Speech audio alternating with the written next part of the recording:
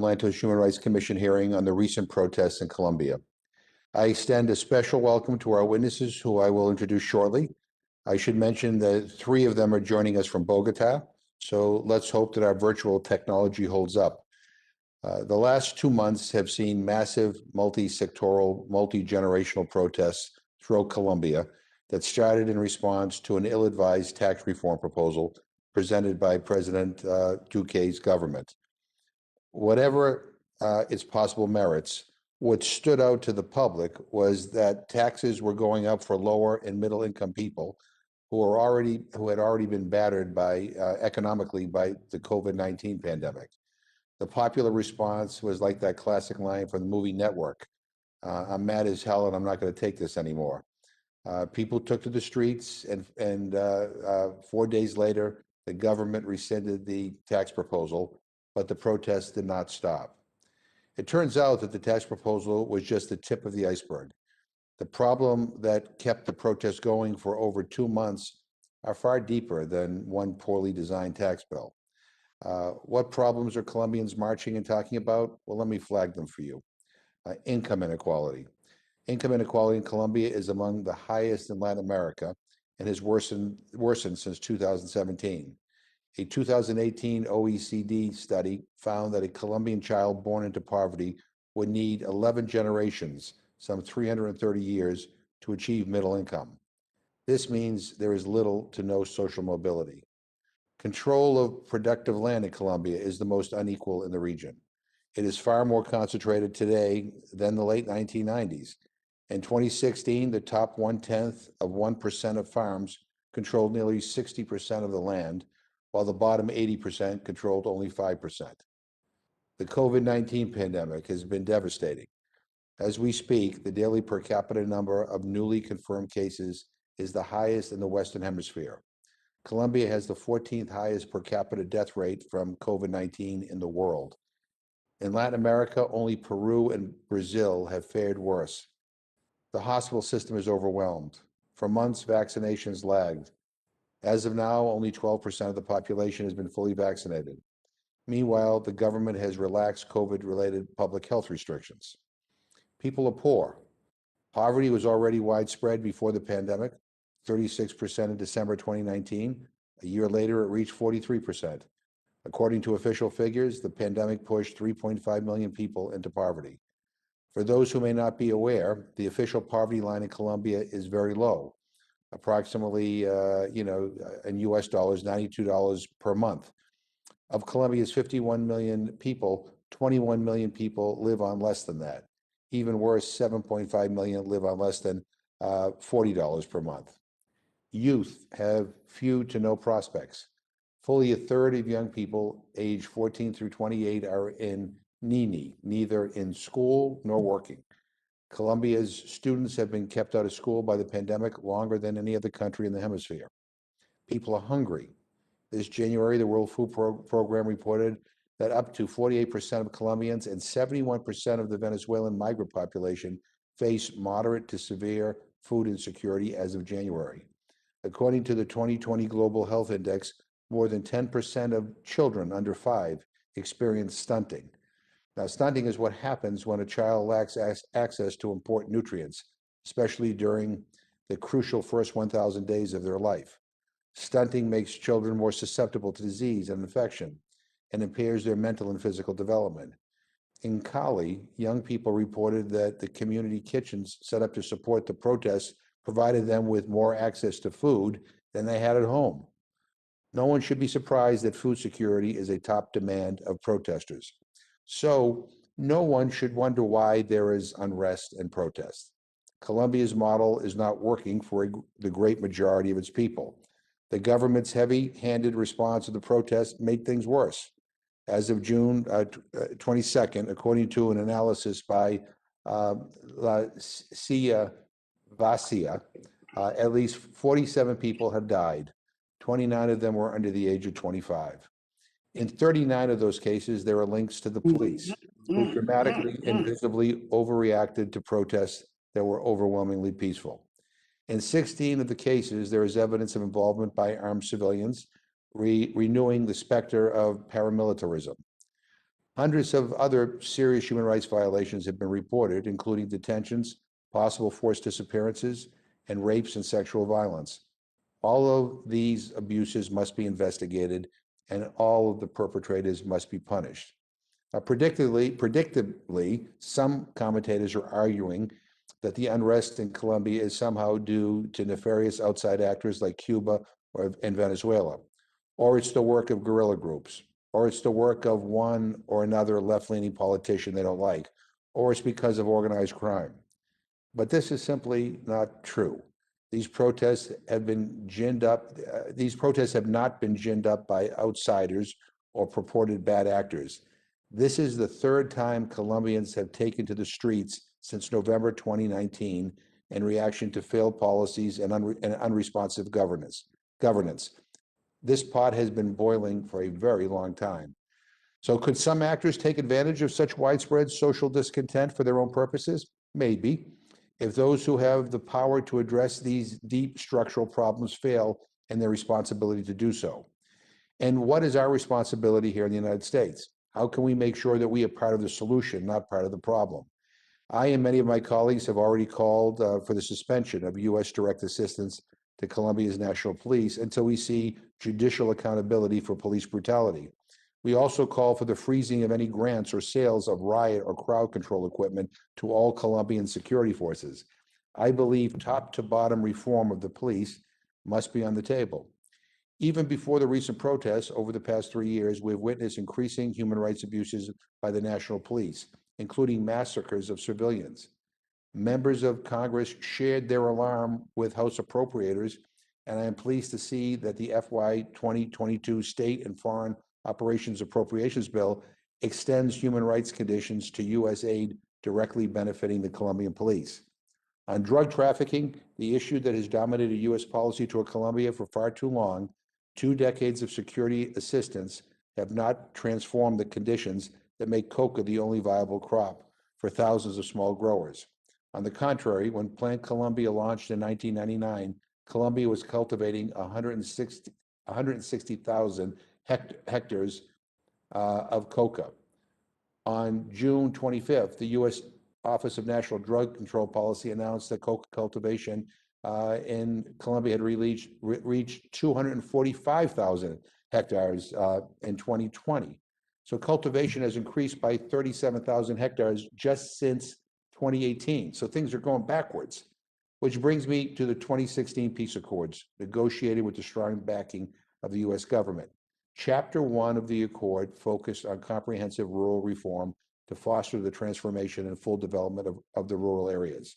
Chapter 4 committed the parties to work towards a definitive solution to the problem of illicit drugs, in part by undertaking a major crop substitution program that was supposed to be linked to comprehensive rural reform.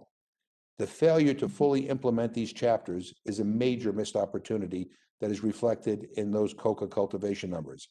Now, I'm not saying that implementation of the peace accords is the answer to all the problems driving the recent protests. I hope to travel to Colombia soon to meet with indigenous leaders, Afro-Colombians, unions, students, campesinos, human rights defenders, and as many other sectors and populations as I can to hear their concerns and their proposals directly. In fact, I had hoped to travel to Colombia next week, but because of the COVID pandemic and the numbers rising, and because of the fact that a lot of the meetings that were suggested for us, included large crowds coming together, I don't think it's particularly safe for people, especially those who haven't been vaccinated, to all be crammed into an auditorium or a room together. So we're going to push that trip off, I hope, to sometime in early October. But I do believe that a recommitment to the full implementation of the peace accord provides the best starting point for a necessary reset of the U.S.-Colombian bilateral relationship. We must make sure that our diplomatic engagement and foreign assistance are contributing to the full satisfaction of all the human rights of all the Colombian people. And we must be on the side of the young people who are telling anyone who will listen that they feel they have nothing left to lose. So it's in that spirit that I look forward to the recommendations of our witnesses. And without objection, we will enter into the hearing record the names of the 47 people confirmed killed in the context of the protests. And before turning to our witnesses, I'm happy to yield to my co-chair and friend, the distinguished gentleman from New Jersey, Co-Chairman Smith, for any opening remarks he may have.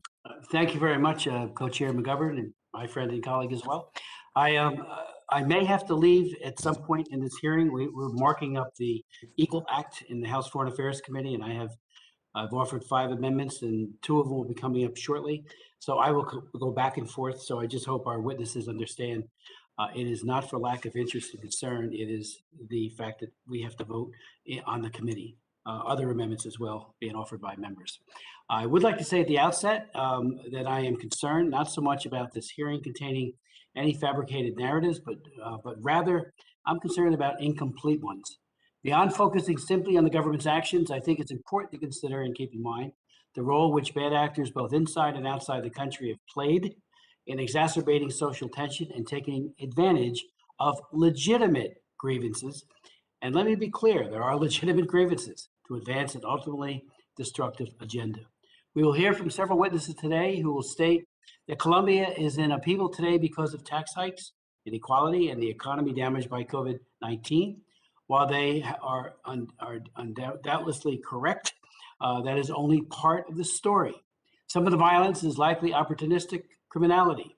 Other violence, however, has the hallmarks of being organized.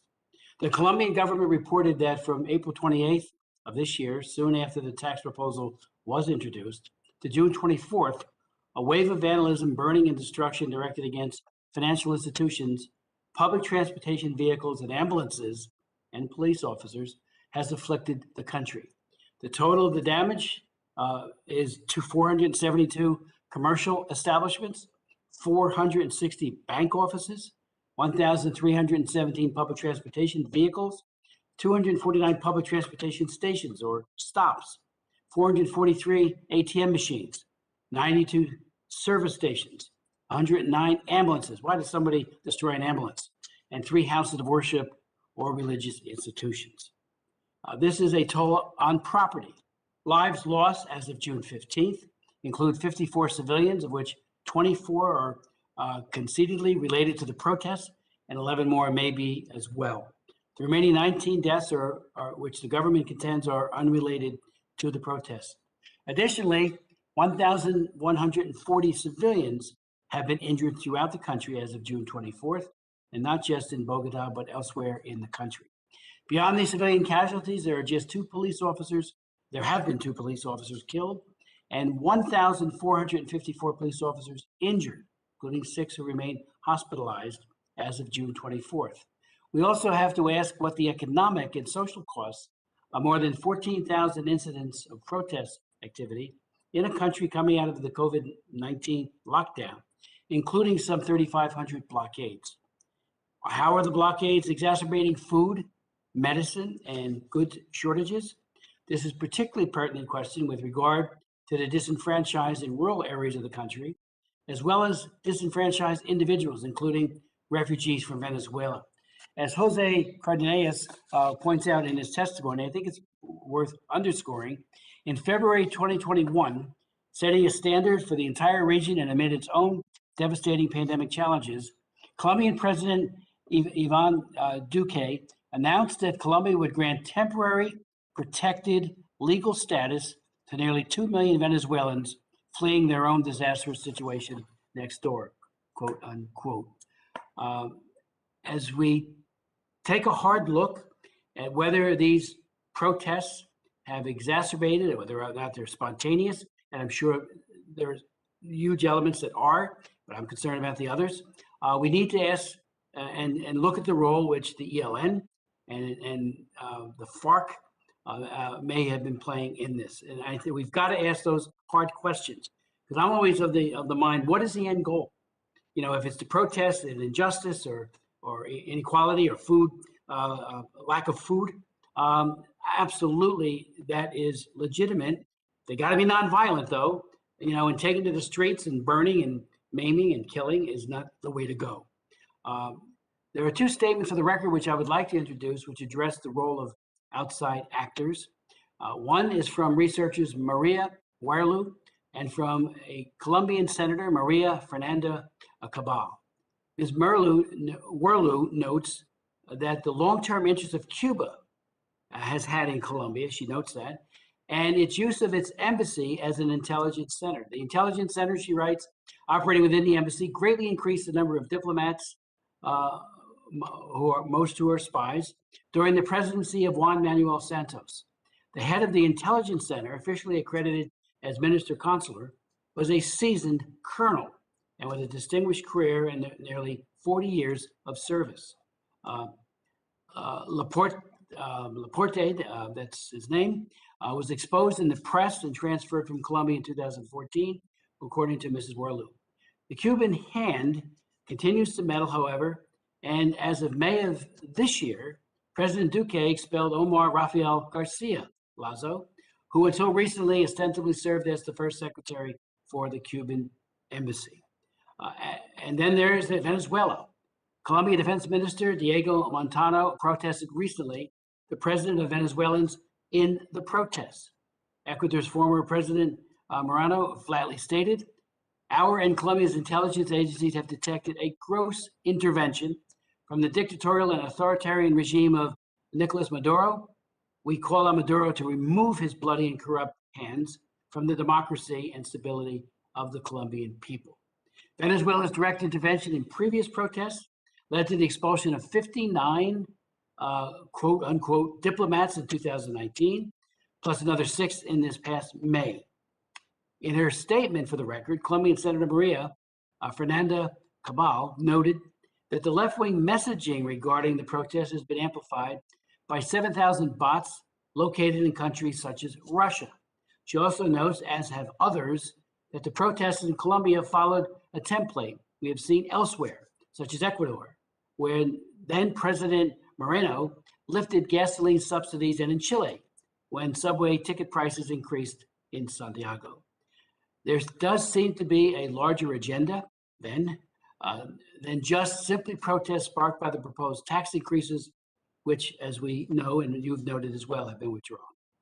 As one of our witnesses, Jose Cardenas, points out, Colombia has a functioning system and institutions and an ability to self-correct, either via democratic elections or accountability mechanisms. As he notes, and I quote, Colombia is not Venezuela, it is not Cuba, it is not Nicaragua. And I would note in all 3 countries, Nicaragua, Venezuela, and most especially Cuba, the human rights situation overall, and in particular in regards to civil liberties, is far worse than anything we have seen in Colombia, which gives rise to a serious question. What is the end game here? While the answer may differ depending on who is asked, and for some it is it to turn Colombia into another Nicaragua or another Venezuela or another Cuba? I thank my good friend and I yield back my time. I'm delighted again that these witnesses are here today, and let me just introduce them and then we will hear from them. So Elizabeth Dickinson is Senior Analyst for Colombia at International Crisis Group. Her work centers around armed conflict dynamics in the country and the implementation of the 2016 peace accord between the Colombian government and the FARC guerrillas. Ms. Dickinson previously served as Crisis Group's Senior Analyst for the Arabian Peninsula. Prior to joining the Crisis Group, she worked for a decade as a journalist. Angela Maria Penagos is the director of the Agri-Food System Initiative of the Andes University in Colombia and the director of the Rural Development Unit at the National Planning Department, where she introduced important changes in policy designed to incorporate attention to rural areas and territory to integrate links to development policies. She also served as the technical secretary for the Rural Mission, a Colombian government initiative to develop a roadmap to transform rural territories over the next 30 years. Jose Miguel Ivanko is the director of Human Rights Watch's Americas Division. Before joining Human Rights Watch, Mr. Ivanko worked as an attorney for the Inter-American Commission on Human Rights at the Organization of the American States and founded the Center for Justice and International Law, an NGO that files complaints before international human rights bodies. Jose R. Cardenas is a principal with the Cormac Group and has served in senior positions in the U.S. Department of State, NSC, USAID, OAS, and is a senior professional staff member of the Senate Foreign Relations Committee.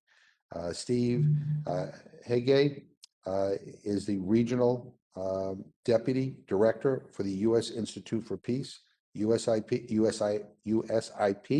and currently leads USIP's efforts in Colombia in support of the implementation of the peace accord with the FARC rebels. The dialogues with the ELN and local peace building and security transformations in municipalities previously under rebel control or influence. So I'm again grateful to all of you for being here, and we'll begin with Ms. Dickinson. Good afternoon, and thank you for the opportunity to address the Tom Lantos Human Rights Commission and to discuss the critical situation in Colombia. International Crisis Group is a global organization committed to prevention, mitigation, and resolution of deadly conflict. And I hope to speak to you today in the context and spirit of that mission. Colombia today is locked in its worst bout of unrest in recent memory. Peaceful protests have erupted in all of Colombia's departments, rural and urban, involving a broad array of social actors. The government's response has leaned heavily on the security forces, and Bogota's wavering and belated commitment to negotiations has inflamed tensions. Our primary message for you today is this: the simmering crisis in Colombia could jeopardize the country's chance at consolidating a fragile and incomplete peace following the signing of a 2016 peace accord with the Revolutionary Armed Forces of Colombia, the FARC. Unless decisive action is taken to address the inequality, lack of opportunity, and police brutality that has brought Colombians to the street, demonstrations will likely continue to erupt, creating further instability and with it, grave risks. Police brutality could escalate conflict and further erode the force's credibility and effectiveness. Right-wing vigilante violence against demonstrators could grow more lethal and organized. Turmoil could generate more opportunities for armed and criminal groups to consolidate their control, above all in rural areas long affected by conflict. These high stakes are exactly why the United States, which has invested so much in Colombia's stability, should take a greater role in calming tensions. I speak to you having spent the last 2 months traveling throughout Colombia, including to the city of Cali on the Pacific coast, the center of protests, Guaviare in the Amazon region, Catatumbo along the Venezuelan border, and of course, Bogota, where I reside. And my comments are based on this field research, as well as dozens of conversations with local and national government officials, military personnel, civil society, and religious figures. Crisis Group will also detail our full conclusions in a report, which we will publish tomorrow and which I recommend to you.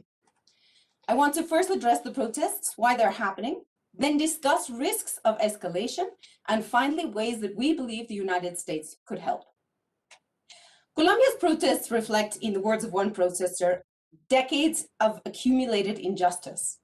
They began over a controversial tax reform, but have since extended to reflect deep socioeconomic grievances and anger at the security forces.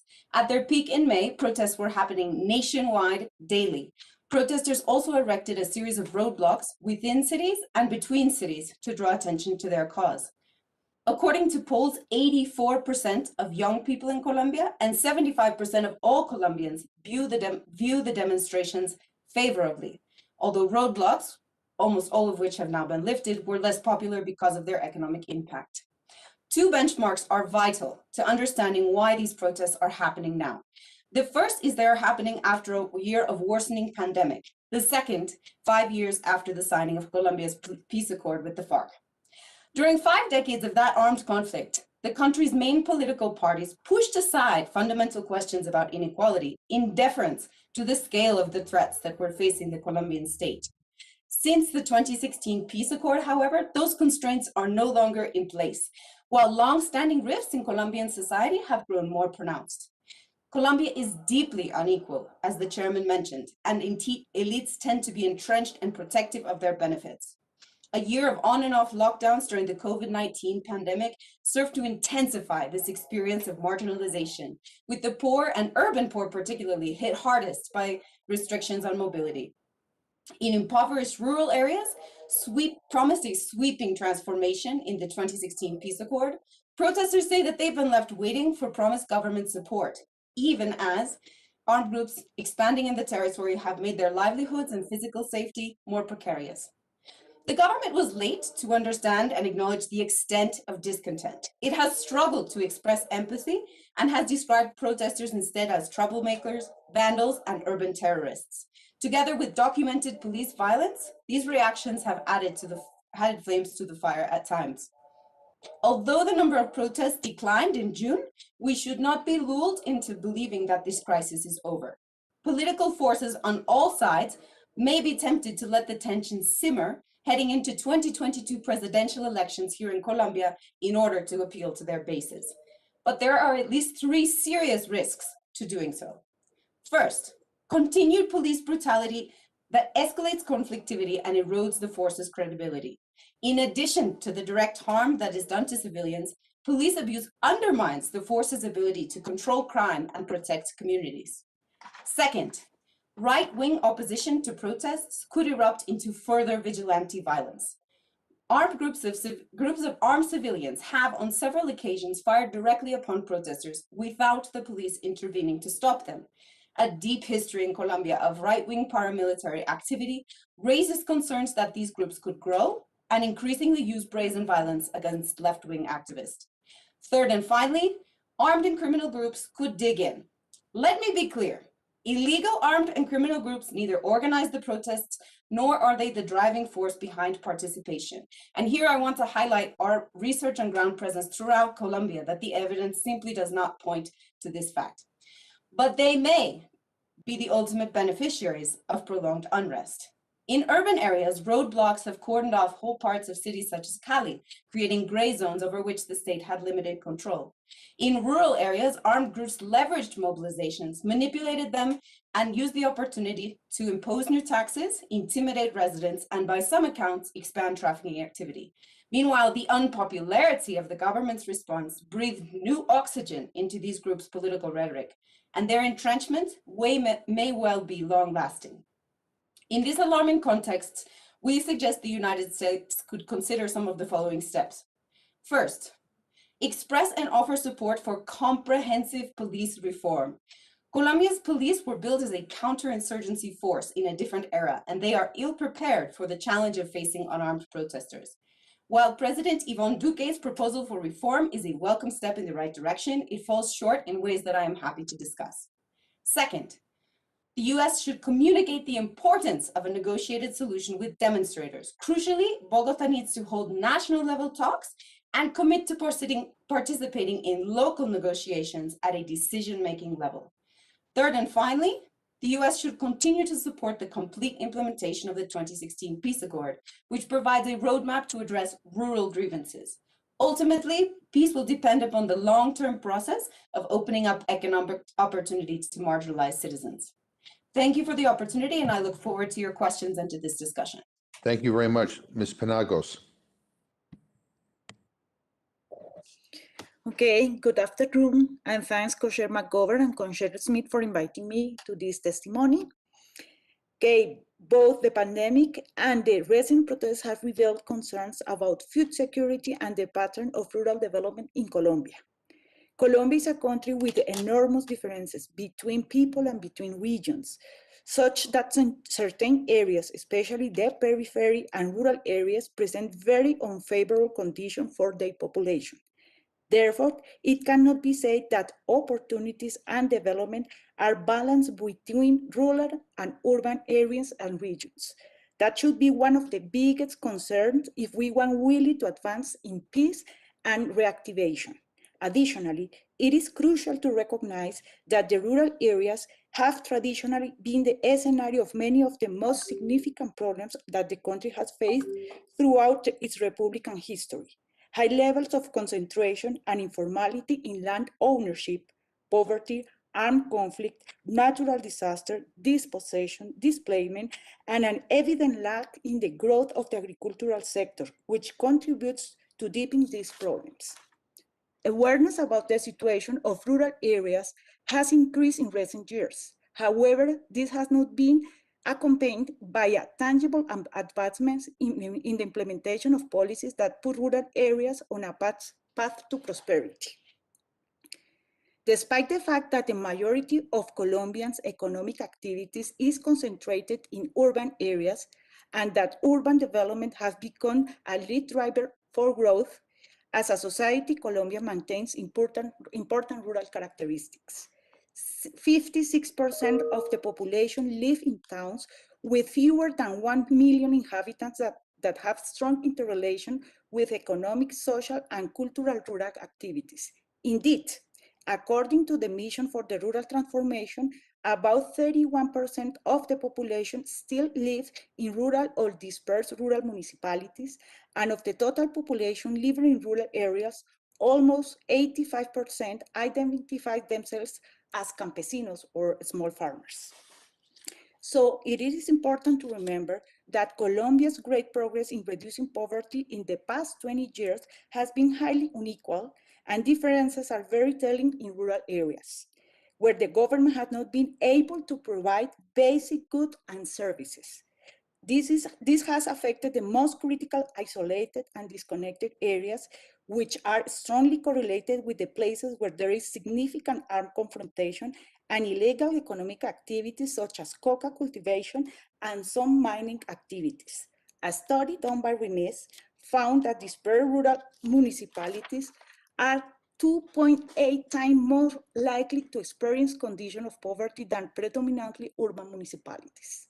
Furthermore, according to the Multidimensional Poverty Index, 35% of rural households are poor, compared to 12% for urban ones in 2019, and in 2020, almost 43% of the rural population was in monetary poverty. Unquestionably, the rural population, and in particular women, indigenous people, Afro-descendant communities, and young people have been perhaps the most affected. This group face multiple limitations, which keep them vulnerable and constrain their opportunities and the exercise of their human rights. That is to say, they suffer the consequences of the armed conflict, environmental degradation, neglect of rural areas, and historical discrimination. In addition, rural areas present significant deficiencies in those achievements related to civil rights. 20% of rural households experience illiteracy, while urban areas the figure is 6%. In addition, 41% of rural households do not have access to an improved water source, and 90% have informal working conditions. The pandemic effects revealed that although we didn't face a serious problem with food supply, we met limitations in the distribution process due to a highly concentrated food distribution system, which can cause restrictions to food access, especially for poor people when faced with shocks like lockdowns and blockades. Many of the small and medium-sized cities, such as Mocoa, Leticia, San Jose del Guaviare, are not well connected with other places and depend on a centralized distribution system for essential necessity in food and fuel. For example, Huila and Nariño rural households experience 50% borderline food insecurity. This condition affected more women than men. However, during this period, the small and medium food commercialization circuits have come into play. Therefore, they could be an opportunity for small farmers to link to inclusive food distribution channels that would give them more resiliency to handle shocks and vulnerabilities. Moreover, that could be an actual window of opportunity for many small and medium cities with relation with rural zones. In this context, and recognizing the deep inequalities that Colombia experienced between rural and urban zones, public policy has presented an urban bias, not only from the distribution economic public resources, but also in terms of design and intervention of policy instruments. The responsibility to ensure better conditions for development and offer opportunities to rural inhabitants has been centered in the Ministry of Agriculture. The other ministries have generally not adopted enough approaches or instruments that address the problem of the rural sector. That is what it is necessary, and I take advantage of this opportunity to highlight the need to address this problem from different scenarios, including the international cooperation. Otherwise, it will be complicated for Colombia to move forward and transform itself into a more inclusive country from a rights perspective. Thank you very much. Thank you very much, Mr. Ivanko.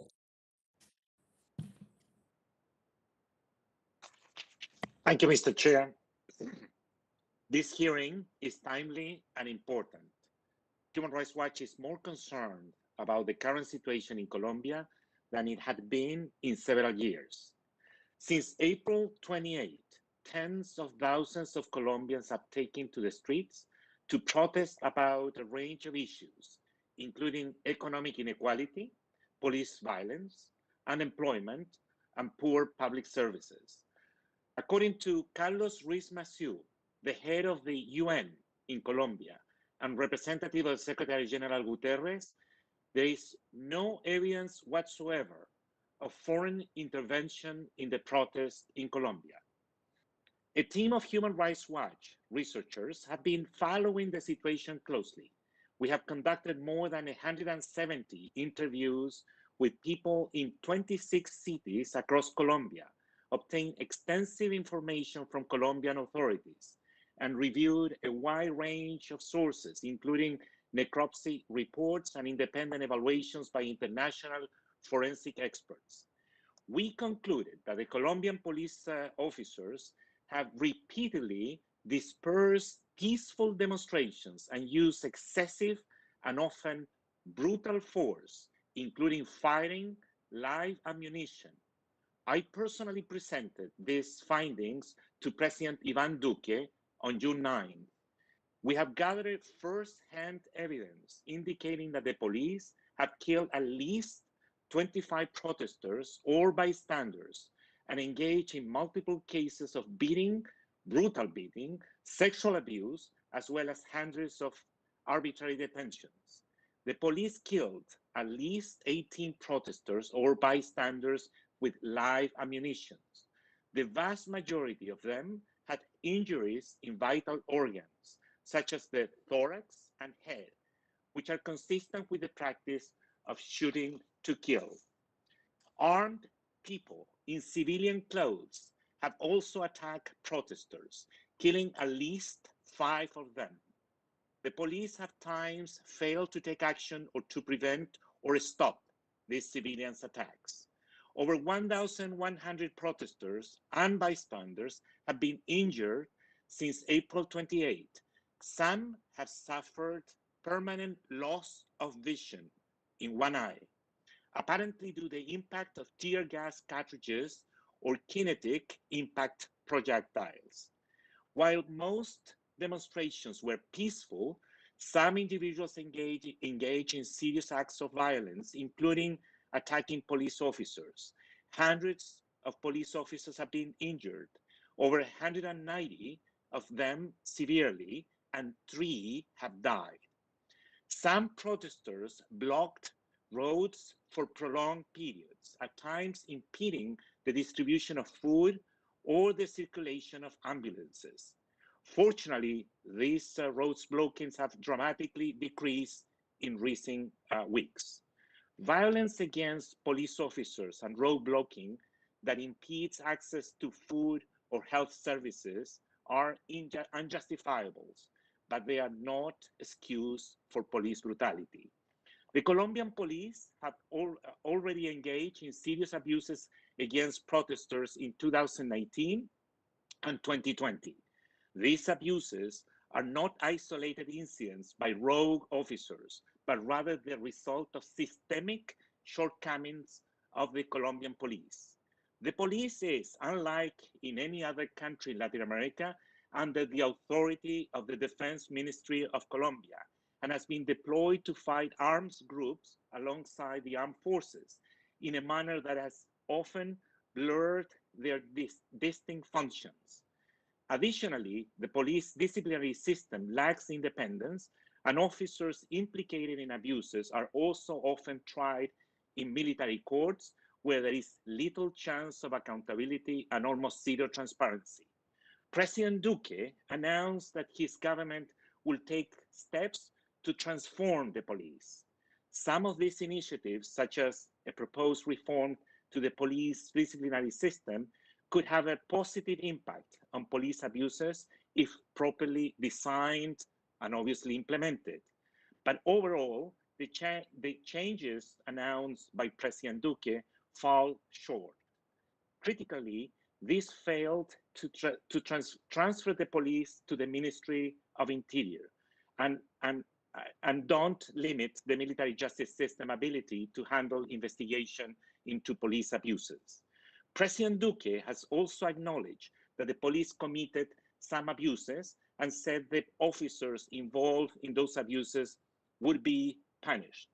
He says his government has a zero tolerance policy toward those abuses, but these commitments cannot be taken at face value, unfortunately. So far, Colombian authorities have failed to achieve meaningful progress in prosecuting officers involved in the police abuses committed against protesters in 2019 and 2020. No officer has been criminally convicted in these cases so far. The US Congress and the Biden administration have a critical, important role to play in ending these abuses. We recommend that the members of the House adopted the following measures. Number one, continue to condemn police abuses in Colombia and call on the Biden administration to ensure a more vocal public messaging about the situation in Colombia. Two, condition assistance to Colombia, including funds under the International Narcotics Control and Law Enforcement heading, to there be meaningful progress in the prosecution of officers responsible for abuses and reforms to the police in order to prevent further violations. Three, press Colombian authorities to suspend the use of less lethal weapons, including kinetic impact projectiles, which have been dangerously used against protesters, causing multiple injuries and deaths. And finally, press Colombian authorities to prioritize the establishment of meaningful dialogues with protesters at both the national and regional level in order to address this worrying cycle of protest and repression. Thank you. Thank you very much. I'm now happy to welcome Mr. Cardenas. Thank you. Thank you, Mr. Chairman. My distinguished colleagues, it's an honor and privilege to appear before you today to discuss the recent street protests in Colombia and their implications for U.S. policy. Just on a personal note, Colombia is more than a professional interest to me. It is the country from where my parents emigrated from and where indeed most of my extended family continues to reside. The U.S.-Colombian strategic partnership has been one of the most successful U.S. foreign policy initiatives since the end of the Cold War. A country that was bordering on failed state status in the late 1990s is today a more productive and secure society. But as the last few weeks have demonstrated, the narrative of Colombia as a success story cannot breed complacency about the challenges the country continues to face. In recent years, and dramatically over the past several weeks, Colombians have been taking to the streets to demand better economic opportunities and better government services, specifically better education, as you, Mr. Chairman, noted, and better healthcare systems.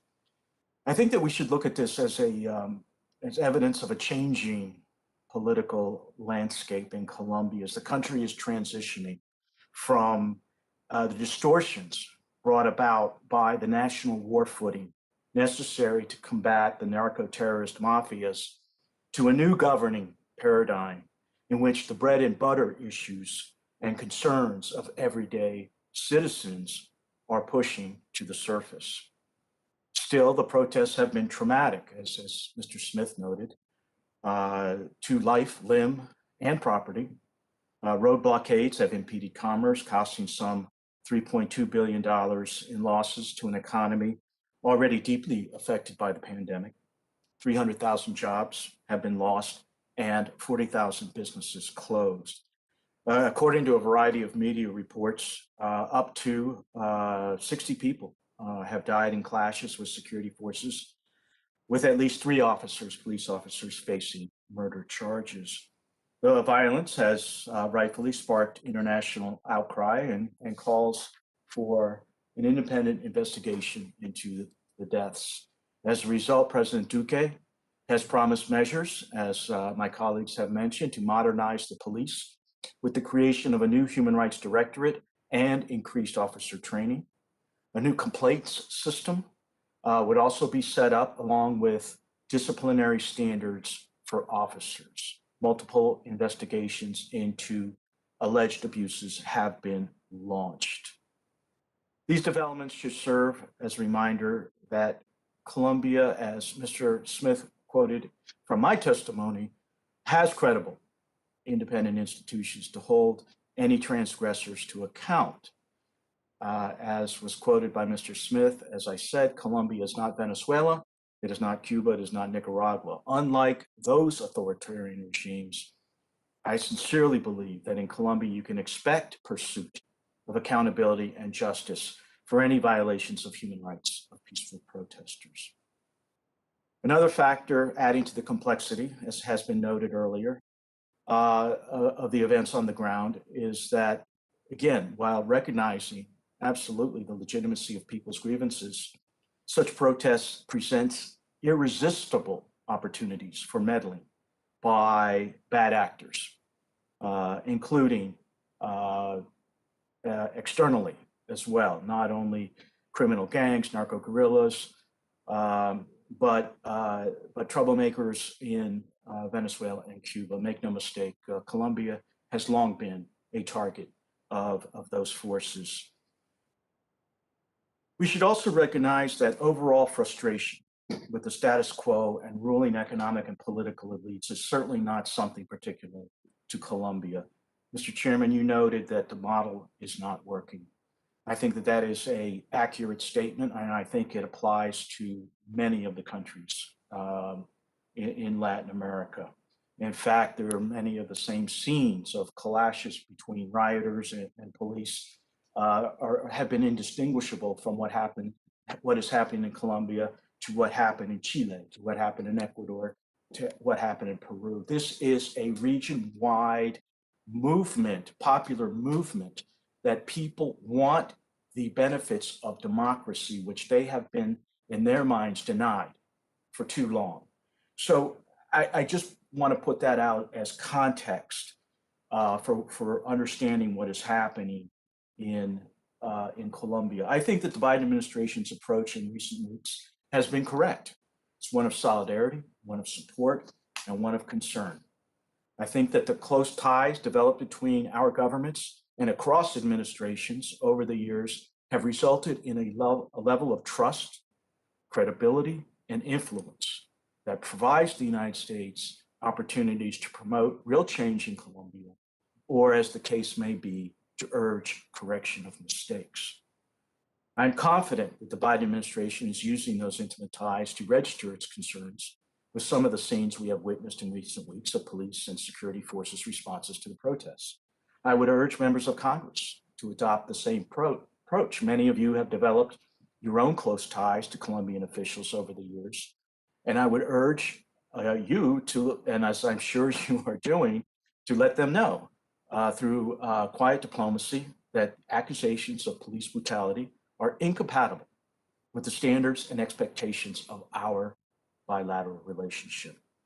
I don't believe the situation calls for threats or ultimatums or disengagement.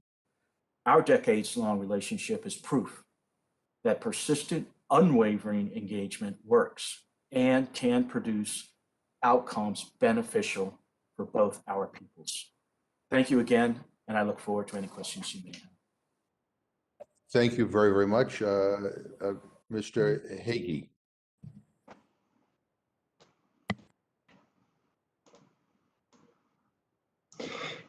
Co-Chairman McGovern, Co-Chair Smith, and distinguished members of the Commission, thank you for inviting me to testify at this important hearing on the complex situation in Colombia. I'm the Deputy Director for Latin America at the United States Institute of Peace. Although the views expressed here are my own, the U.S. Institute of Peace was established by Congress as an independent, nonpartisan national institute to prevent and resolve violent conflicts abroad in accordance with U.S. national interests and values. I'd like to frame my remarks today around two considerations based on the Institute's work here in Colombia: the linkages between the current protests and the ongoing armed conflict, and secondly, the challenges of dialogue and negotiations. Despite the historic 2016 peace agreement with the FARC rebels, a plethora of armed and criminal groups, collectively totaling nearly 20,000 individuals, have continued to expand and gain strength throughout the country in recent years, leading to dramatic upticks in massacres, gruesome exemplary acts of violence, and the targeting of local and national social leaders. This ongoing armed conflict has both served as a backdrop for, as well as permeated the current crisis of the last 2 months, despite the fact that the protests themselves have unique motivations, causes, and dynamics. Even before the current crisis, 93% of Colombians felt that insecurity had increased in their immediate regions and cities. While the FARC peace deal focused on redressing the long-neglected inequalities between the rural countryside and Colombia's more developed urban centers, the stark challenges faced by the inhabitants of cities have largely been the locus of the current national crisis. Nevertheless, there are several important linkages between the protests and the ongoing armed conflict. First, many of the youth who have assumed prominent local leadership on the quote-unquote front lines of protests are the children of the millions of families who were forcibly displaced to urban centers by the armed conflict and have been unable to escape cycles of violence and poverty.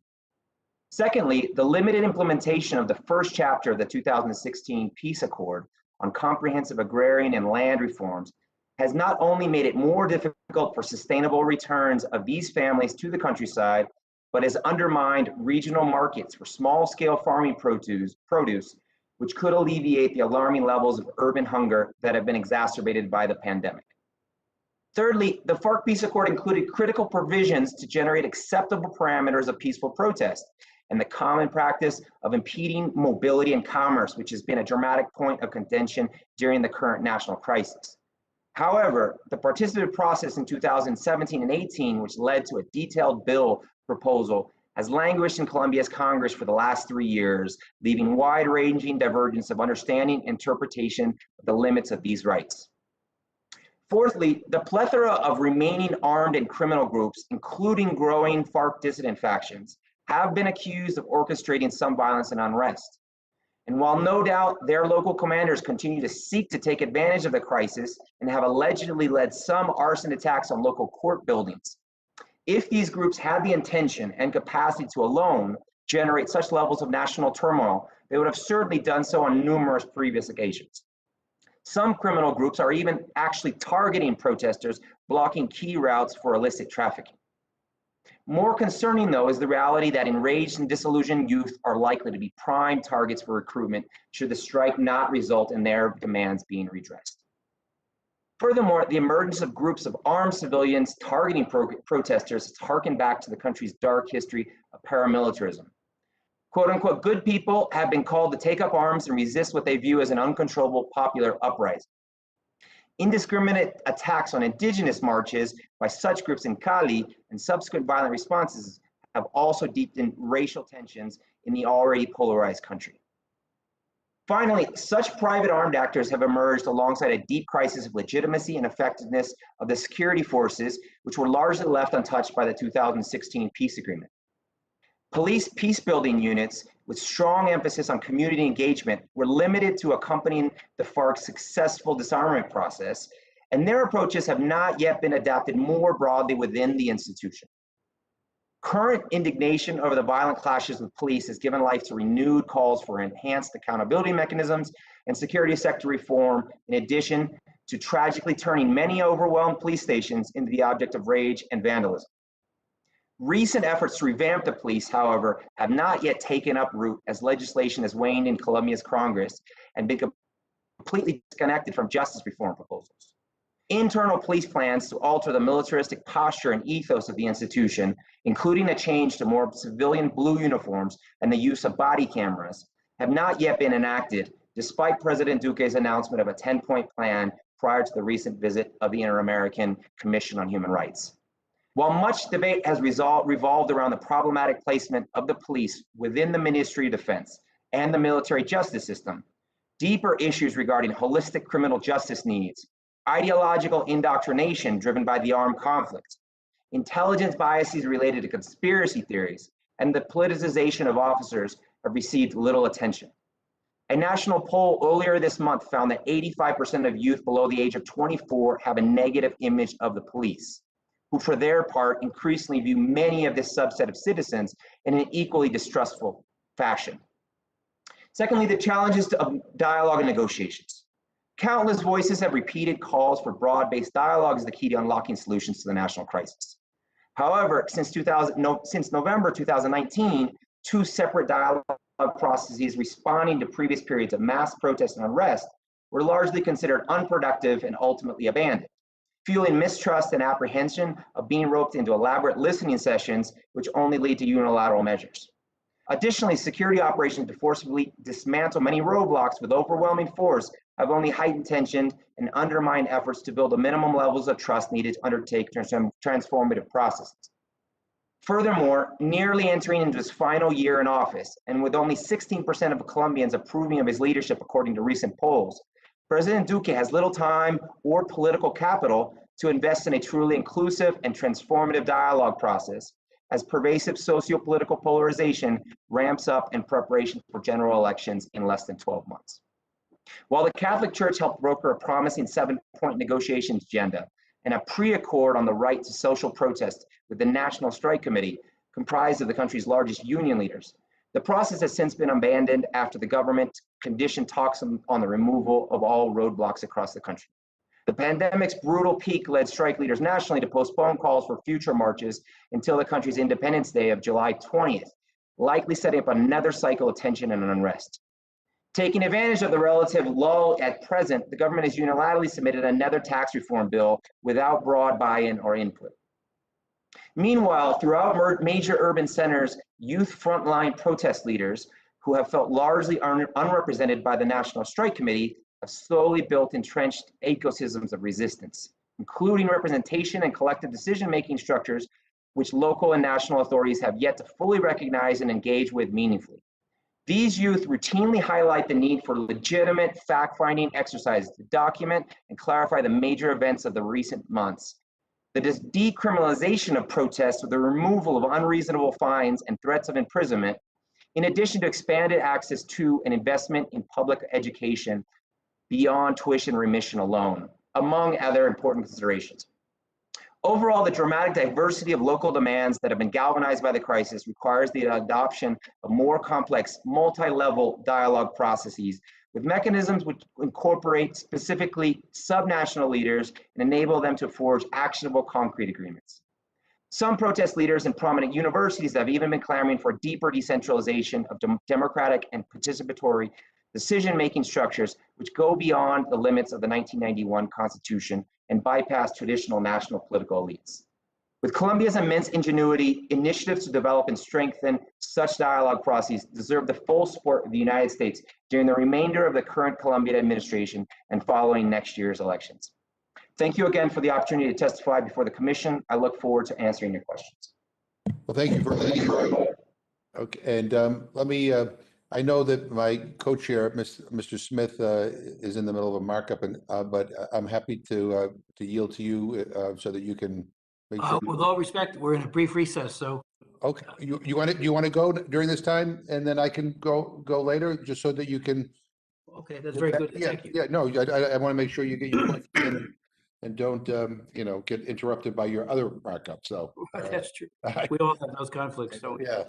Thank you very much, Mr. Chairman. I was wondering, Mr. Cardenas, you had spoken about the reforms, modernizing the police, creating a new human rights directorate, merge or increase officer training with human rights training and set up a new complaint system.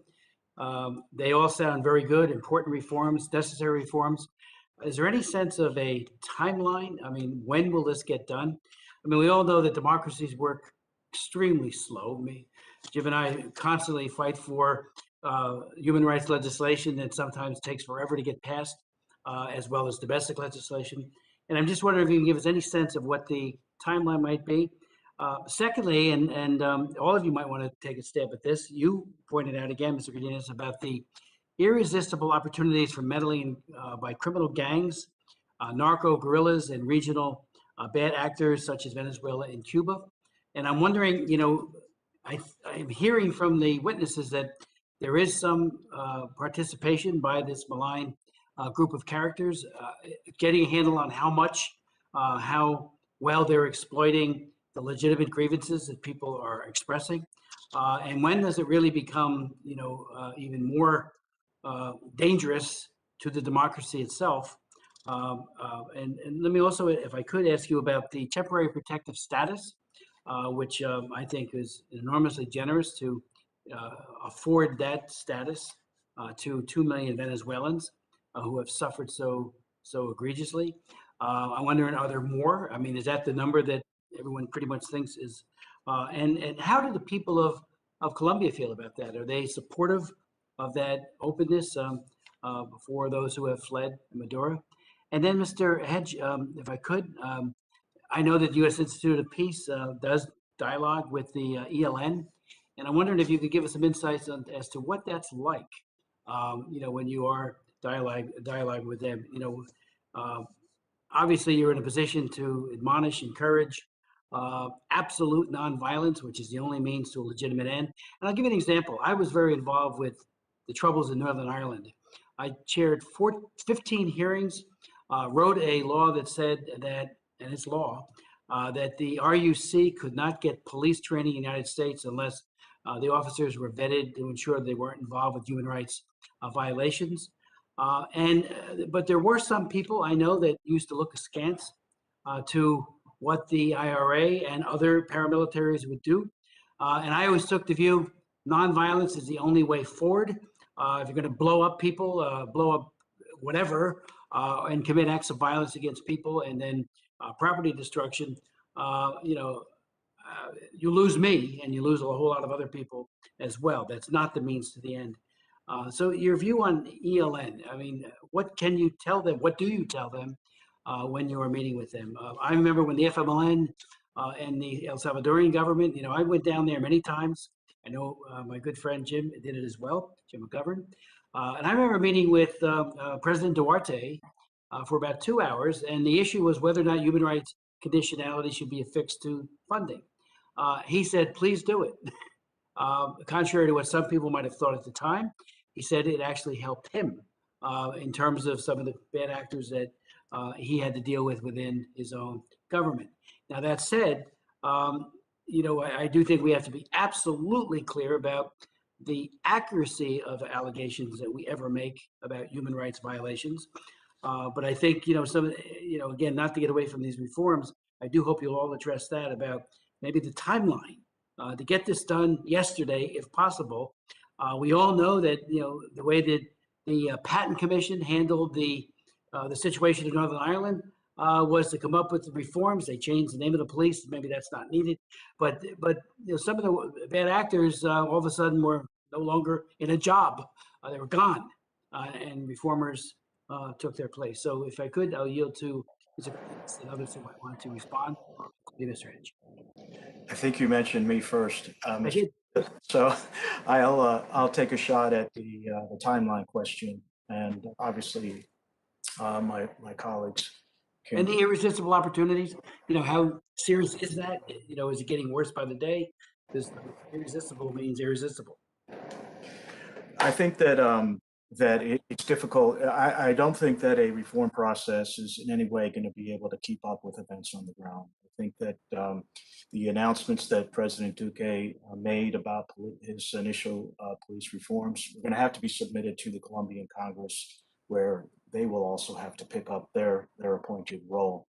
I think that President Duque would be wise to utilize any presidential authorities he has to institute changes immediately. I think that unfortunately we are not looking at a process that's going to happen overnight. For as you know, Mr. Smith, the role of the Colombian police for the past 30 years has been one focused primarily on counter narcotics and partnering with the United States in disrupting the illegal networks of the drug traffickers. And so there has been somewhat of a lag in keeping up to speed, if you will, on such basic police functions as crowd control. And I think that we have to give them a little space to catch up to conditions on the ground. And I think they deserve that space. When we think about how many Colombians have lost their lives and families destroyed because we're asking them to fight a war that we're causing because of our demand for drugs in the United States. So I think that they've earned a little bit of time and understanding to get it right on police reform in terms of the human rights aspect and getting up to speed. Now, I realize that things are happening on the ground, and but that's just, we're in this transition from a war footing, including the peace process, into a different Colombia. And I think that it remains complex.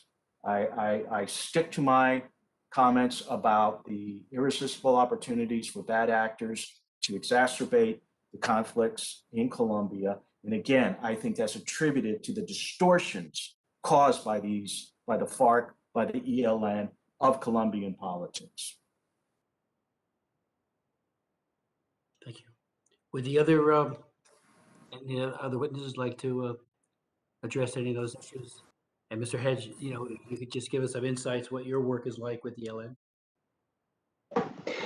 Thank you, Co-Chair Smith, for your questions. I appreciate your direct questions for me and the broader questions certainly around the opportunities that exist for nefarious actors, criminal and otherwise, to take advantage. I think most of the panel has broadly explained that in no way would have had the capacity to create this broader sort of implosion of spontaneous implosion in many ways. If you look at the initial events of outrage and violence, the level of orchestration certainly wouldn't have been there. But the longer this goes on, you do see entrenched structures which are most certainly open to individuals taking advantage and organizations taking advantage of that. I will say a few things that I would caveat that narrative, which I do see for certain sectors of Colombian society internationally.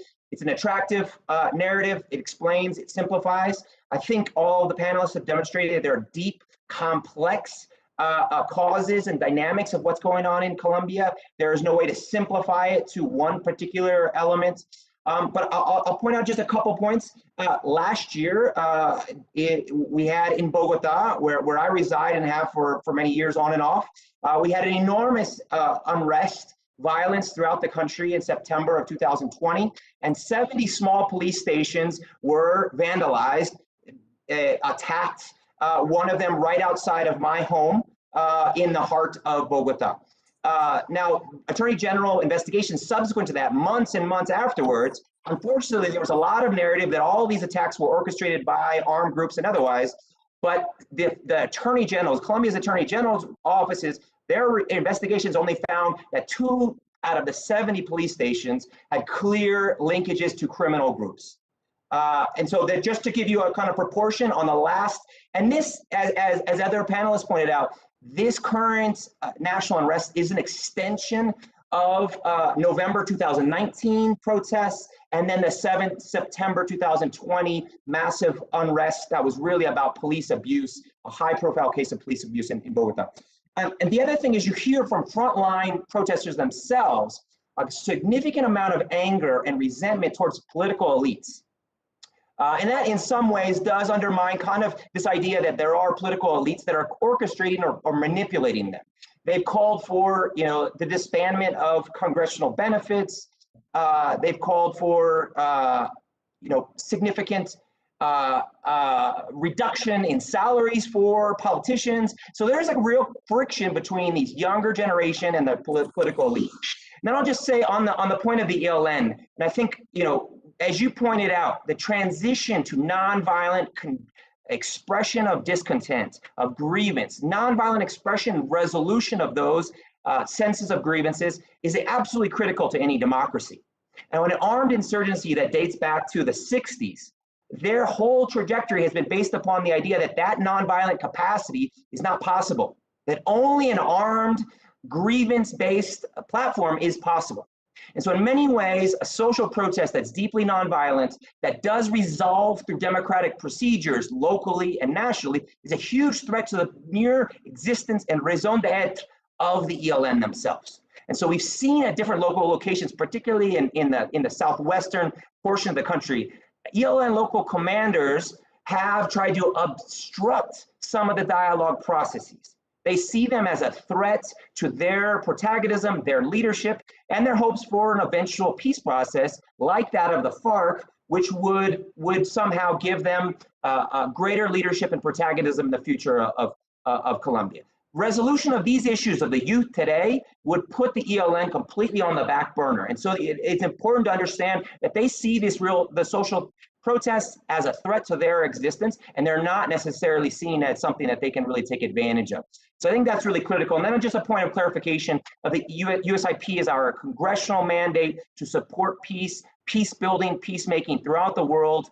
Co-Chair Smith and Co-Chair McGovern, you know very closely and intimately the work of my predecessor, Jeannie Bouvier, deeply dedicated from USIP to supporting peace negotiations under previous administrations in Colombia, both for the FARC and both for the ELN. That is the framework of our efforts to continue to support peace negotiations, not dialogue or engage and in any way legitimize any armed actor or otherwise. And that's been the continuity of our approach to support those processes, support the actors like the church and the UN that are playing a real vital role to provide good offices right now to diminish the abuses committed by the ELN through some sort of monitoring mechanism for IHL violations, which is really kind of where the Duque administration has tried to explore most in the last few months. So I'll stop there with those remarks, but I appreciate the opportunity to clarify USIP's mandate and our engagement with armed actors in peace processes across the world.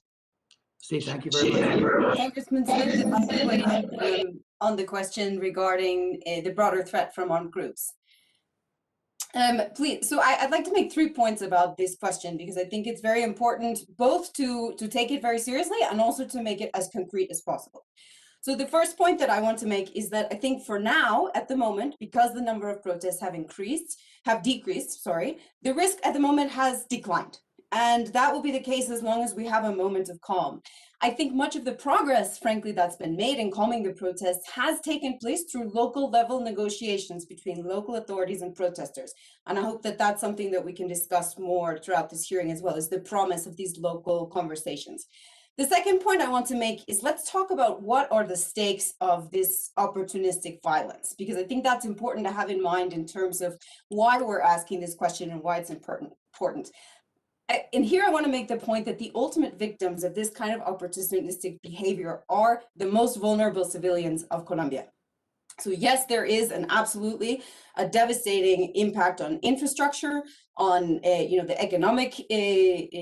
The economy really suffered during the last 2 months, but ultimately the victims of this type of behavior end up being the most vulnerable communities in Colombia, which frankly are the ones who are on the streets today demanding a better opportunity and better life. So the final point I want to make is I want to make this, again, I like to make things as concrete as possible because I think it helps us to understand both the substance of what we're discussing and also it helps to make it a little bit less scary and ethereal.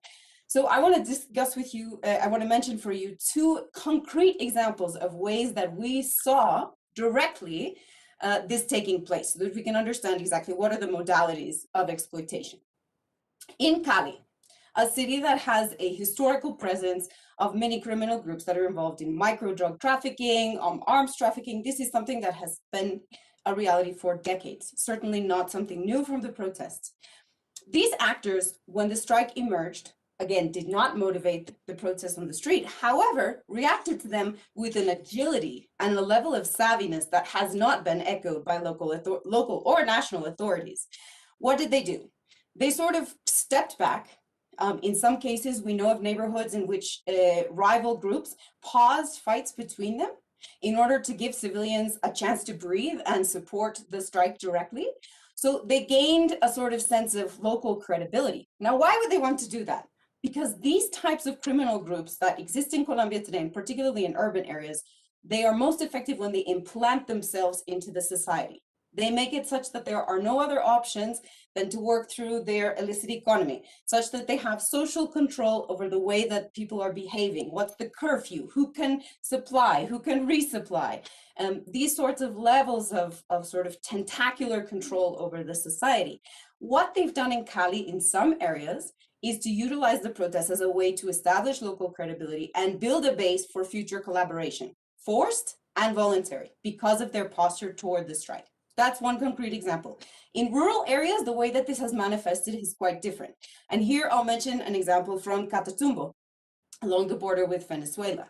In this area, we've seen a proliferation of pamphlets. Pamphlets are a very commonly used tactic here by armed groups to intimidate civilians, and particularly to call out and threaten groups of social leaders or individuals. In Catatumbo, we've seen pamphlets from both pro-protest and anti-protest groups. So post-paramilitary groups that emerged from right-wing paramilitaries that disbanded before have threatened directly protesters, promised to shoot at them, promised to attack them, and in some cases have actually done so.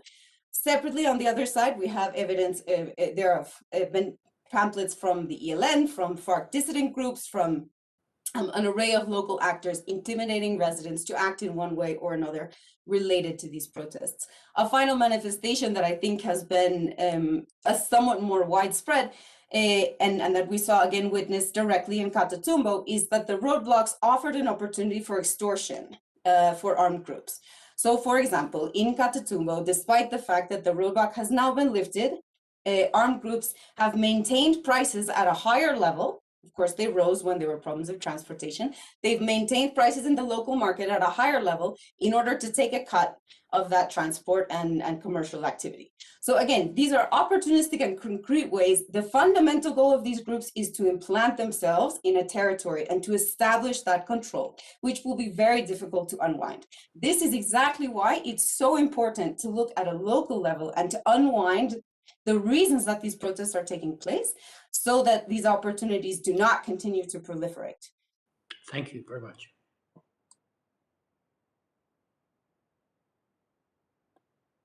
Thank you very much, Mr. Chairman. I think Mr. Ivanko wanted to respond. Oh, okay, I didn't see that.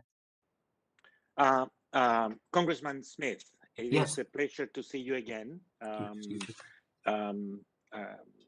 used to be in different hearings with you, but not through the pandemic and virtual hearings, the old-fashioned one. And I would like to make a couple of points. One regarding the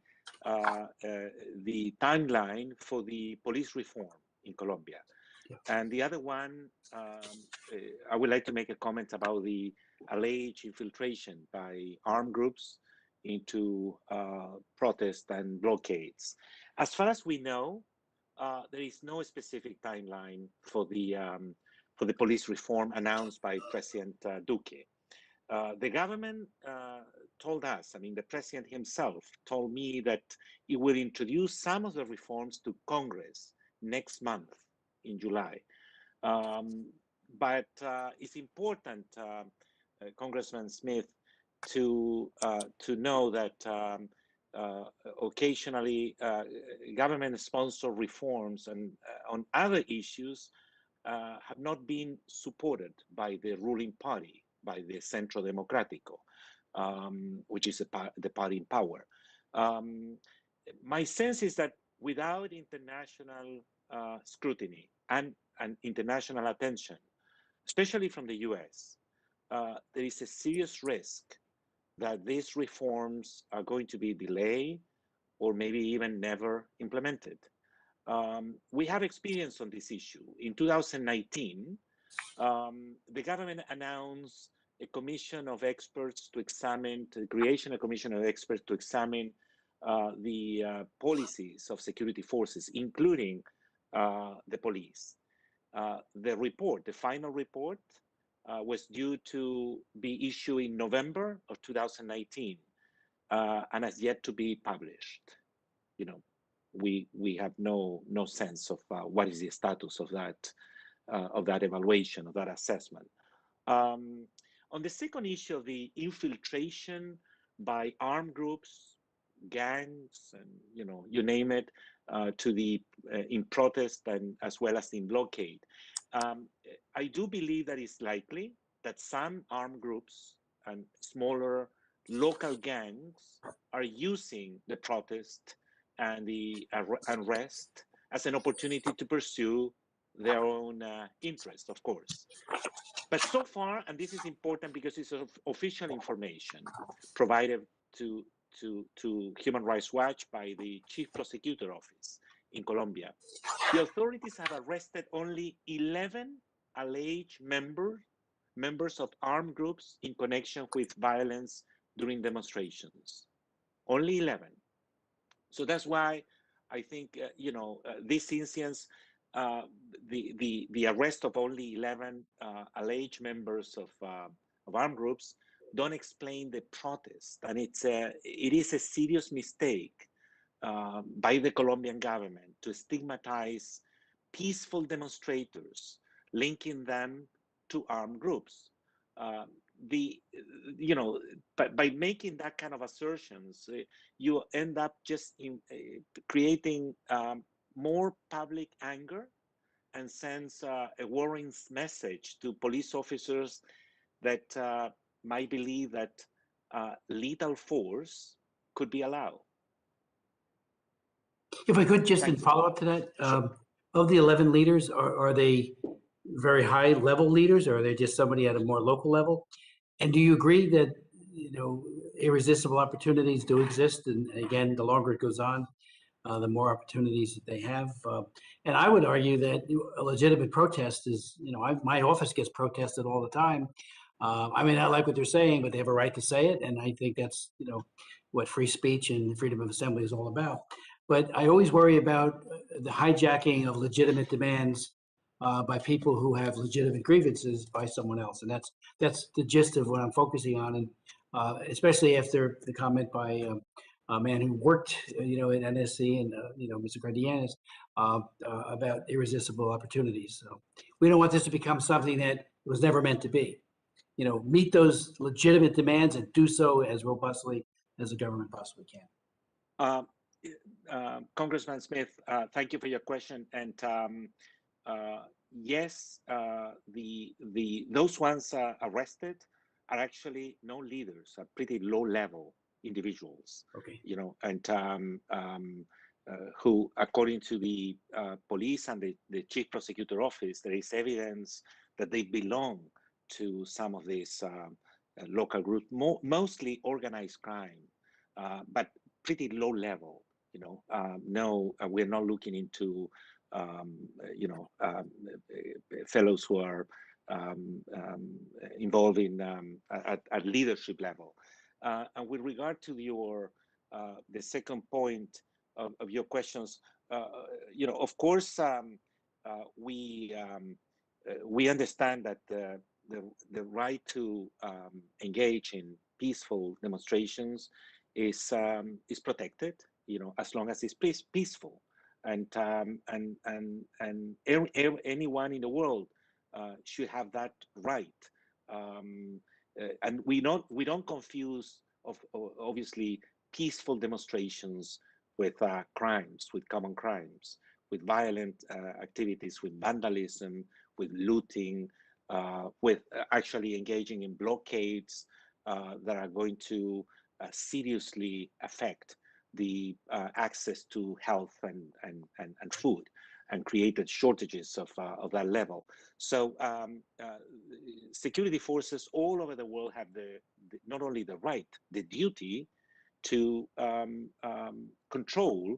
exercise crowd control, but according to certain protocols. And what we are witnessing in Colombia is that unfortunately the police is engaged in exercise of brutal force, and those issues needs to be accountable. Now, the government has an obligation to make sure that this type of abuses are going to be accountable, and those ones responsible for the abuses, and to promote reforms that should prevent this in the future. And we think that this is doable, but it requires some support, let's say support, from the international community, and particularly from Washington. Thank you. Thank you. No, sorry. Thank you. Thank you very much. Thank you, Chair. Yeah. So, well, I have a bunch of questions, and so I'm just going to ask people to kind of be succinct, and so I can get as many of these as I can get in. I just want to say, somebody who's traveled to Colombia extensively over the last several years, I think what is particularly heartbreaking is the fact that when the peace accords were signed, I think there was this feeling that there was this great opportunity for major progress in a whole range of areas to move forward, including on the area of human rights and accountability, and it just seems like that opportunity is being missed, and it's really frustrating because I think Colombia is a country of incredible potential, and people suffered on all sides during the years of conflict, and there was but the peace accords recognized some of the inequities and the need to address them head on. And I get the feeling that the powers that be seem to go to their way to try to not address some of the real root causes of a lot of the unrest that we see here with the protests. And by the way, the issue with the police, those concerns that people have had with the police were there well before the protests. We deal with a lot of human rights defenders in Colombia for years, threatened, people disappeared, people being killed, still happening. And yes, it is true that Colombia is not Venezuela and it is not Nicaragua, but that can't be our standard, right? I mean, so if you want to, we don't want to be comparing human rights in Colombia, to those countries and say, well, if it's a little bit better than Nicaragua and Venezuela, then somehow we should be satisfied with that, because just like we expect more, I expect more of my own government, and we've been through some turmoil recently in the United States with protests and excessive overreactions by police that deserve to be condemned, and there's a great demand in the United States for police reform. But let me just say so to Ms. Dickinson, Mr. Ivanko, and Mr. Hagee. Let me ask you first. I mean, we've heard about the government's proposal on police reform. What is missing in that proposal? What do you think needs to be there that isn't there, so that in fact the concerns that we have about the police right now will be addressed? So I'll begin with Ms. Dickinson and Mr. Ivanko and then Mr. Hagee. Thank you, Thank you very much, Mr. Chairman. So I think from our perspective, there are at least 2 points that would be missing from this reform at the moment as it is today. I think one of the major concerns about the modality in which the police operates today is actually more of a question of sort of who controls the police, whose authority are they ultimately answering to? And the answer, we believe, in order to reduce the conflictivity with communities, should be civilian authorities. However, at the moment, there's a little bit of a conflict because they constitutionally respond both to local authorities like mayors and governors, but also to their own internal chain of command, which is a national institution. So often you have situations, and we've seen this throughout the protests, it happened in Cali, it's happened in Bogota in the past, where you have conflicting orders, such that the police are hearing one thing from their chain of command and another thing from local authorities. Something that a police reform absolutely has to do is clarify that chain of command and put the police clearly under civilian control. One way to do that would be to move them to the Ministry of Interior, which would be important, but probably not sufficient. I think a second way in which the current proposal falls short, and I think is really key to ensuring that it works towards a resolution to this crisis, is involving different segments of Colombian society in the efforts to create that reform.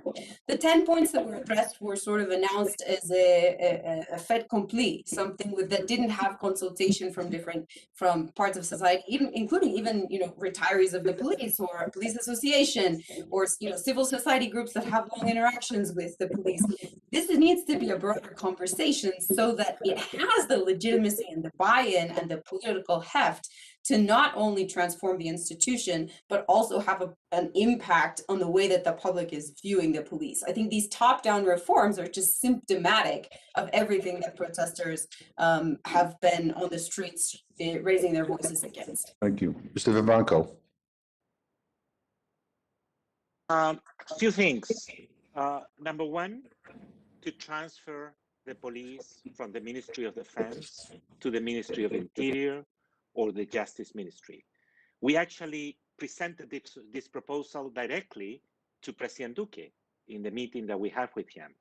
And the reason why he was not on board with that idea, with that proposal, was that he said that my fear is that we will end up politicizing the police. Like in the past, 50 years ago, the police was under the control or supervision of a Ministry of Interior, and they had a bad experience historically.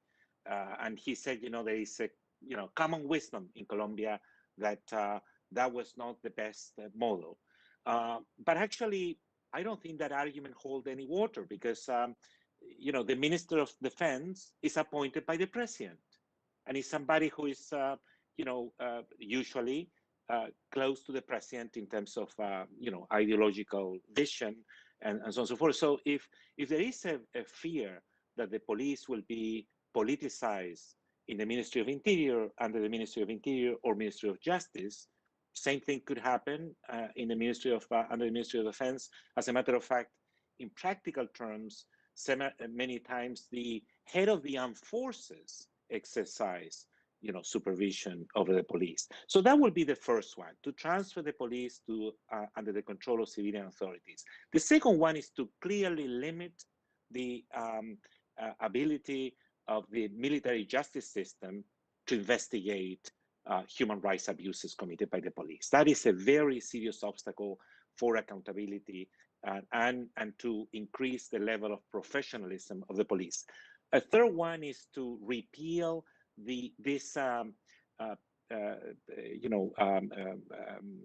power of the police to detain anyone under the pretext of protection transfer.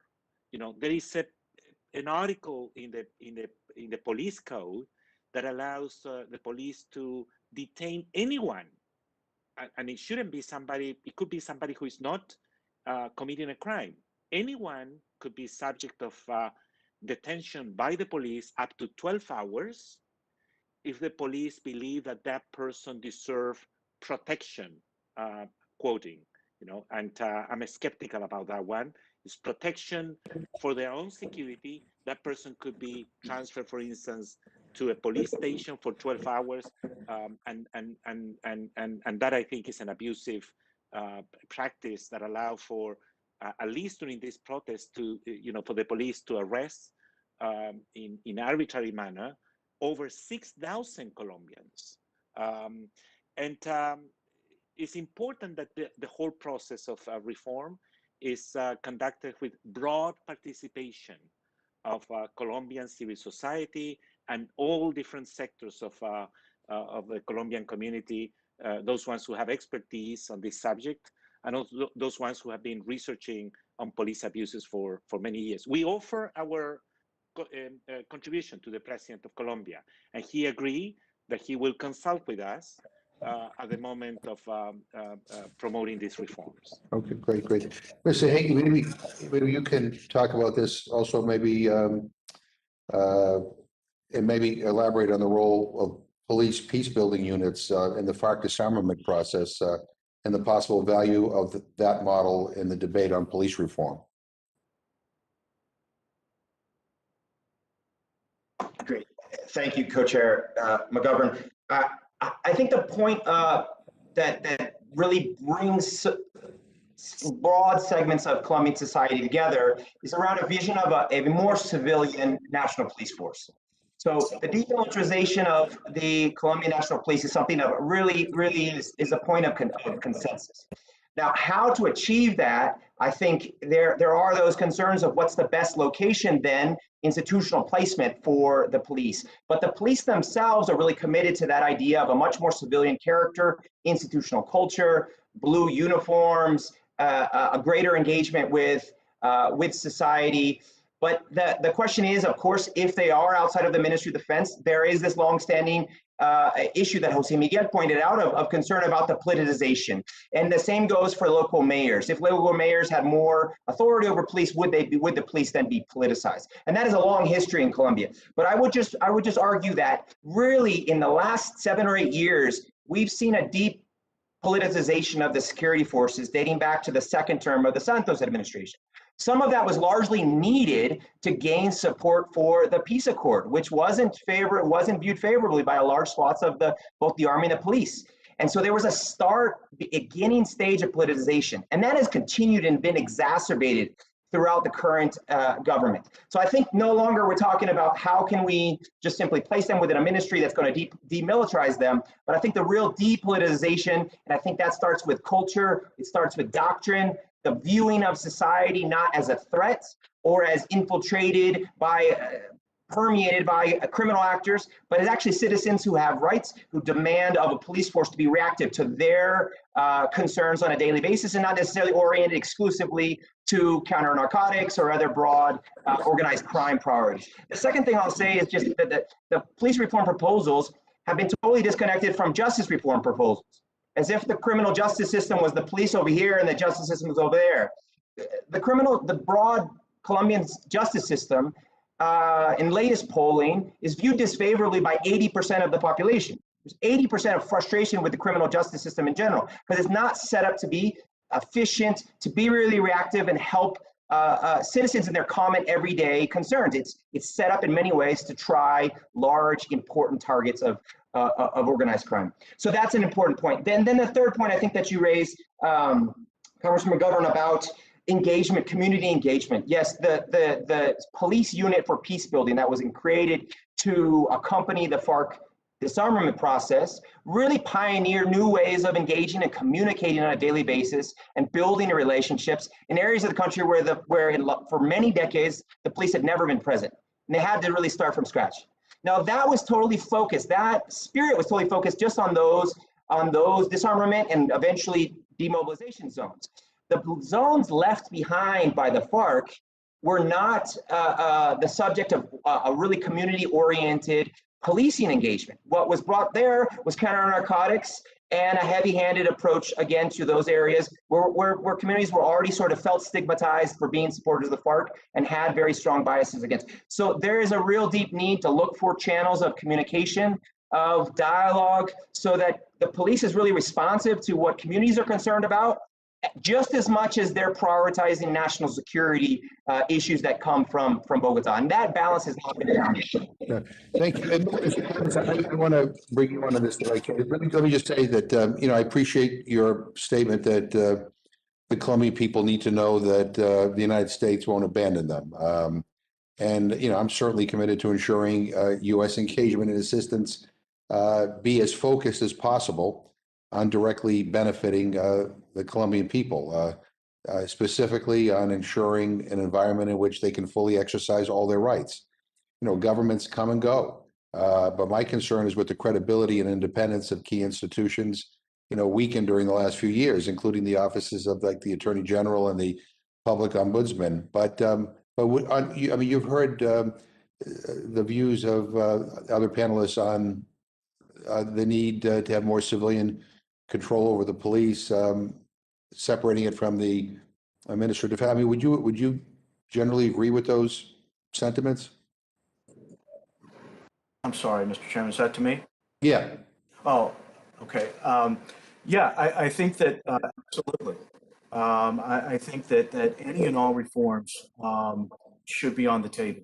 And I think that, again, as the country transitions from, as I characterized it, a war footing into a post-peace process environment, I think that there should be consummate or consequent changes in perhaps how the security forces are organized, because the the war footing status almost drove a symbiosis because of the close work between the military and law enforcement. And I think that if we're entering a new phase post-peace process, then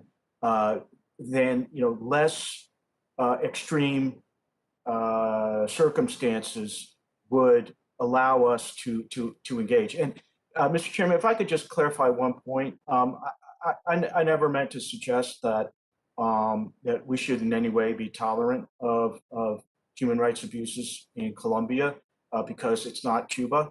What I was trying to suggest was that that I think Colombia presents us with credible institutions that can rectify wrong behavior.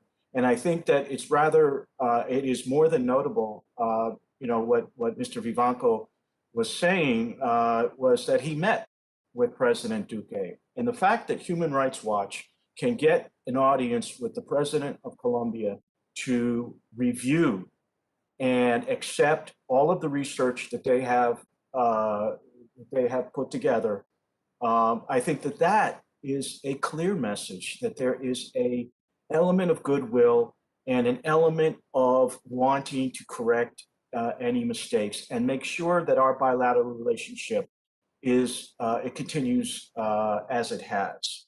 And I think that again that we should use all of those good offices to continue to encourage those types of reforms, which you just mentioned, whether you start to process of separating law enforcement from the military. I appreciate it. You just reminded me of something I forgot to ask Mr. Ivanko.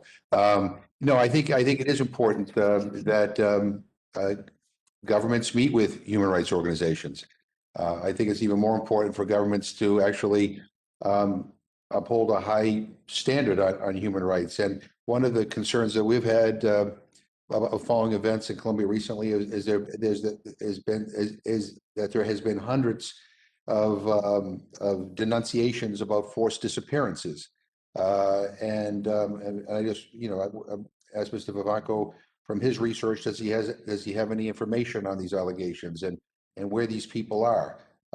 Because I think again, even before these protests, that we have been concerned about attacks on human rights defenders and social leaders. But I'll give you a chance to respond briefly, Mr. Ivanko. Thank you very much, Chairman Govern.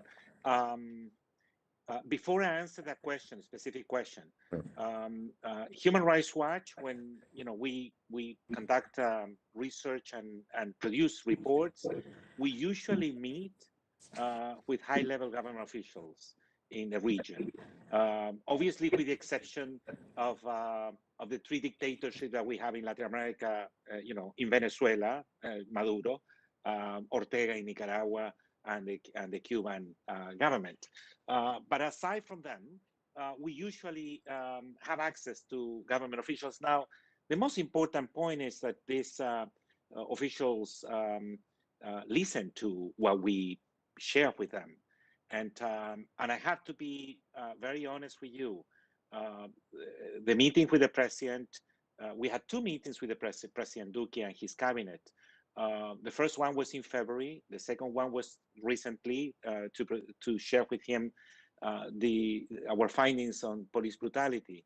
And although the meetings are long, 2.5 hours, and very cordial, my fear is that the government is not paying close attention to what we recommend, to our diagnosis, and the mood of the president, as well as members of his cabinet, is more defensive than what I would like to report. So specifically in terms of disappearances, as of last week, Congressman McGovern, Colombian authorities were still looking for 84 people who were reported missing and had received 4 criminal complaints for alleged enforced disappearances. Now, these figures are actually terrifying. These cases have occurred in the context of brutal abuses by the police, including massive arbitrary detentions. Prosecutors need to urgently double down their efforts to look for these people in police stations, in hospitals, and in the streets, and investigate any police involvement in the fate of these individuals whose whereabouts are still in question. At the same time, these disappearances should help put a spotlight on the fact that thousands of Colombians still disappear every year, often in connection to abuses committed by armed forces, irregular armed groups, and drug trafficking gangs. Thank you, Mr. Chair. Thank you. I have a question for Ms. Penagos, but before I do, I'm told that Congresswoman Lee has a question, and I think I don't know if she's on the call yet. Congresswoman Sheila Jackson Lee. You're asking, they said to start, well, to do include 15 felony counts. Yeah. Mr. Chairman, Yes. I will not ask a question other than to contribute that I have appreciated listening to the witnesses' very powerful statements. I've been to Colombia, and I recognize that it is important for the Tom Lantos Commission to be instrumental in both recognizing and being a part of the solution, not part of the problem. I will continue to listen and may want to pose a question at the end, but I am certainly concerned with the human rights abuses and violations, but always I'll raise the question dealing with women. And as well, I'll raise the question of the Afro-Colombians as individuals who have suffered even more.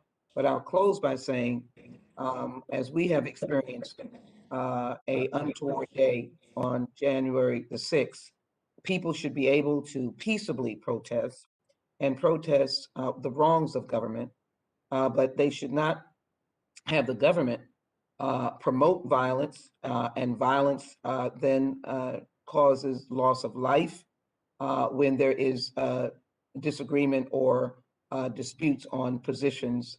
And we are seeing that the voices of dissidents are not being heard. And I believe this is appropriate for the commission to be addressing, and I look forward to our solutions. With that, Mr. Chairman, I will continue to listen, yield, and may have a question at the end if I'm able to be here. Thank you for your Thank time. you. Thank you. And let me just go to Ms. Penagos if I can. You mentioned in your testimony that 90% of rural households have informal working conditions. Just for the record, can you please explain what that means so everybody knows? Okay, thanks, Mr. McGovern. Okay, that means that the rural workers do not have access to social protection systems related with the or come from labor relationships. That means, for example, that they don't have pension for the future. They have limited access to health, and they have limited access, or in the majority of the cases, they don't have a contract between, for example, with the enterprise and the worker. That is informal conditions.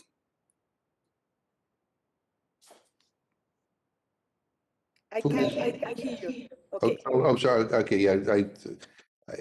One of these, I can't wait till we don't do Zooms anymore. Although there's great value because you can all be here from Bogota. But anyway, your analysis suggests food insecurity in Colombia is due less to lack of supply and more to the distribution system. Am I understanding that correctly?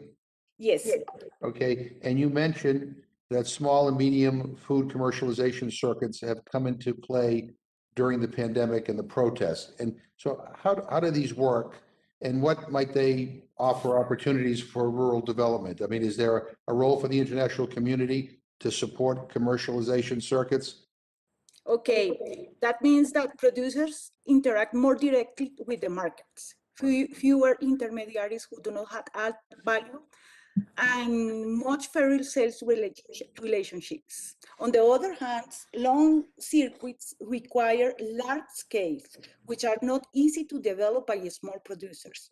So I think there is a big opportunity for international cooperation because these people need, for example, more digital systems, more infrastructure capacity, and better knowledge of markets.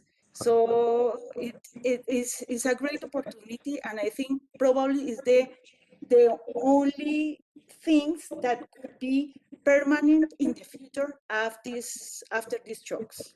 You know, the issue of food insecurity and hunger, in my opinion, is a human rights violation. I mean, Yes. I chair the House Rules Committee, and we are doing a you know, top to bottom review of hunger and food insecurity in the United States, you know, and trying to look at the issue holistically. And the challenge is that you know, it's not just about one program. It's about a whole bunch of stuff. It's about wages. It's about you know, where you live, and it's about, you know, housing. It's about you know, it's a wide topic.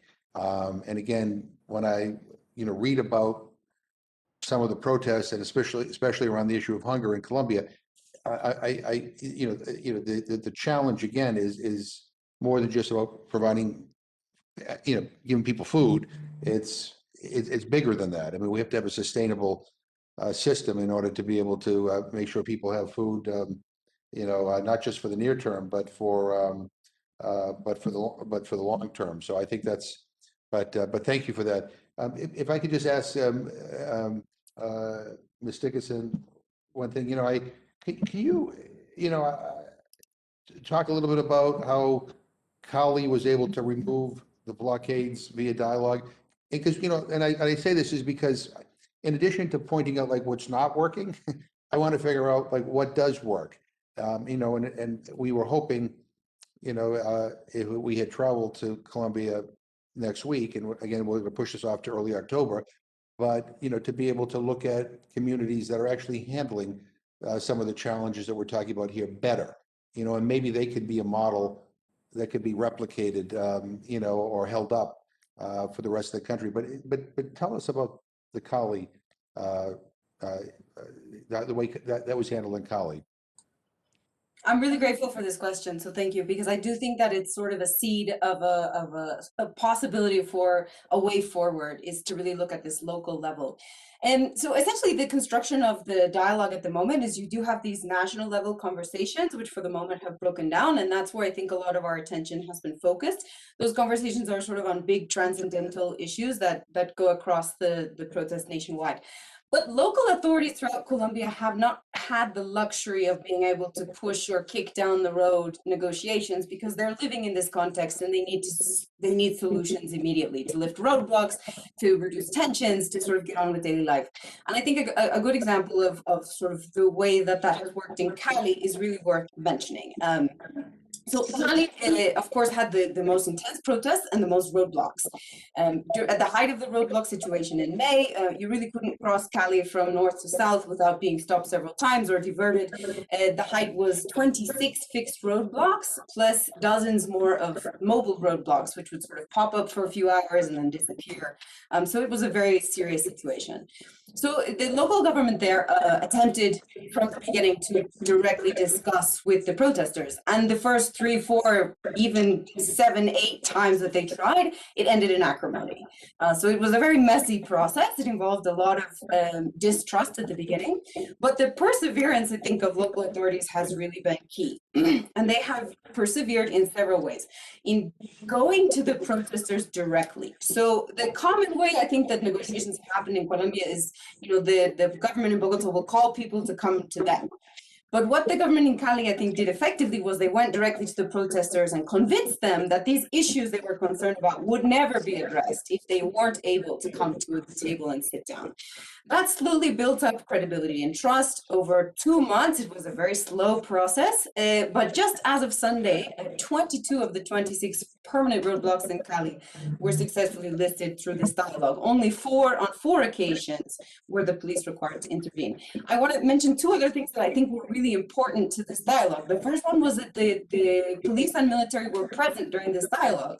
And it's worth mentioning, because I think it's easy to have the perception of the opposite, that the police and armed forces, their propensity is not to intervene.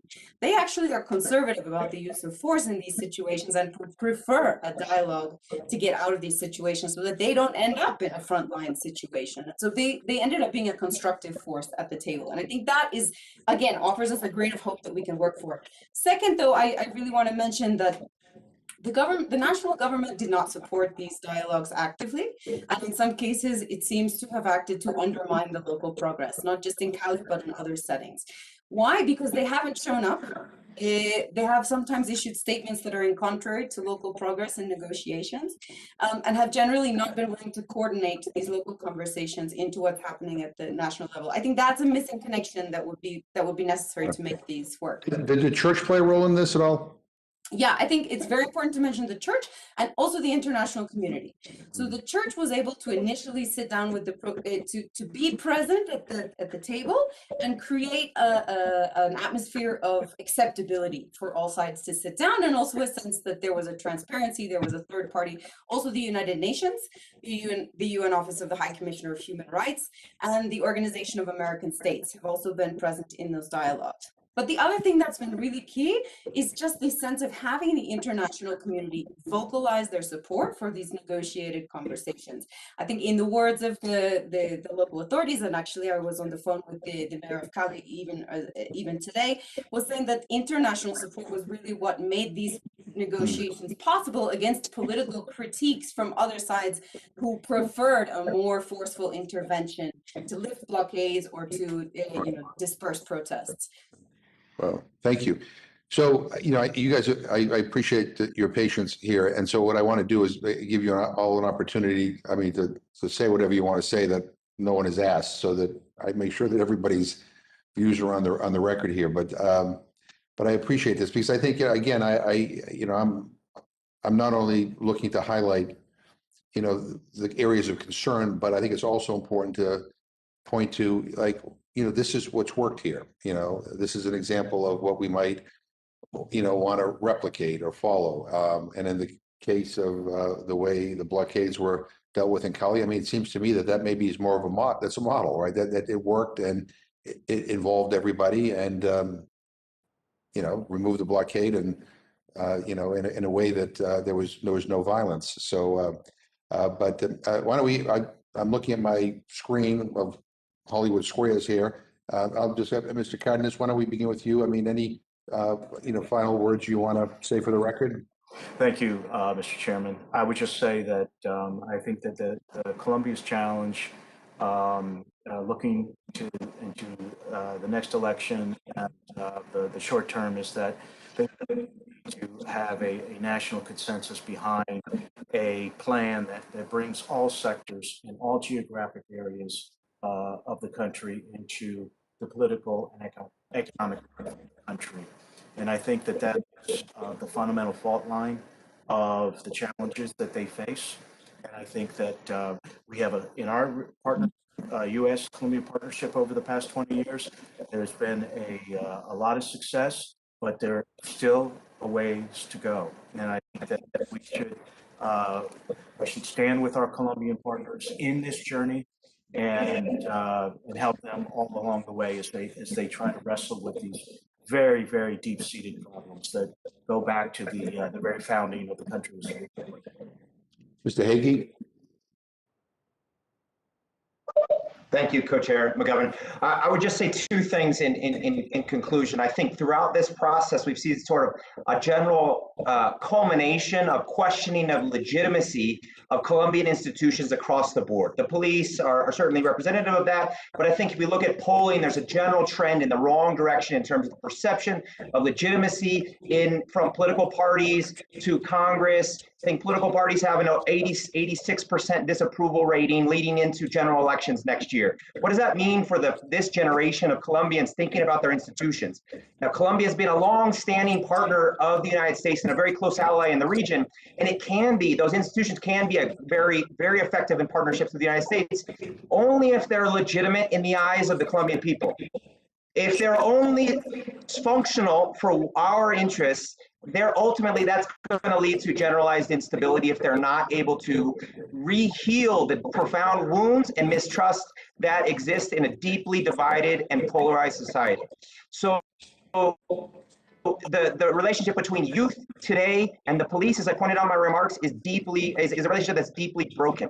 And in many ways, reforms will help that. But ultimately, we need transformative processes on the scale of what the Truth Commission has been trying to do with the implementation of the 2016 Peace Accord. If we want to build resilience to the polarizing factors. And this next year will be deeply polarizing in the lead up to 2022. So I think the US's challenge is how do we help the factors that will generate strength and resilience and create processes that have a broader sense of legitimacy in institutions beyond political leaders from one party or the next. The second thing that I want to reiterate a point on Co-Chair Smith's concern around the infiltration of armed actors as it relates to these dialogue processes that Elizabeth mentioned in Cali.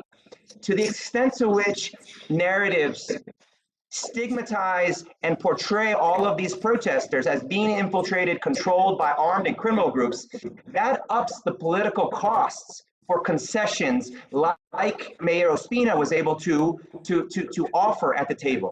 But when the opponent at the table is considered a guerrilla supporter or a narco-terrorist or a criminal, the political costs for local politicians or national politicians is heightened dramatically. And so we need to humanize all the individuals in these processes so that the political costs can be lowered. And ultimately, as I mentioned earlier, the worst outcome of this process is a deeply disillusioned, frustrated, abandoned, mobilized youth for Colombia that can be recruited and channeled into let's say non-democratic channels of reform in Colombia. I think that's the outcome that we all have to keep in mind as something we want to avoid.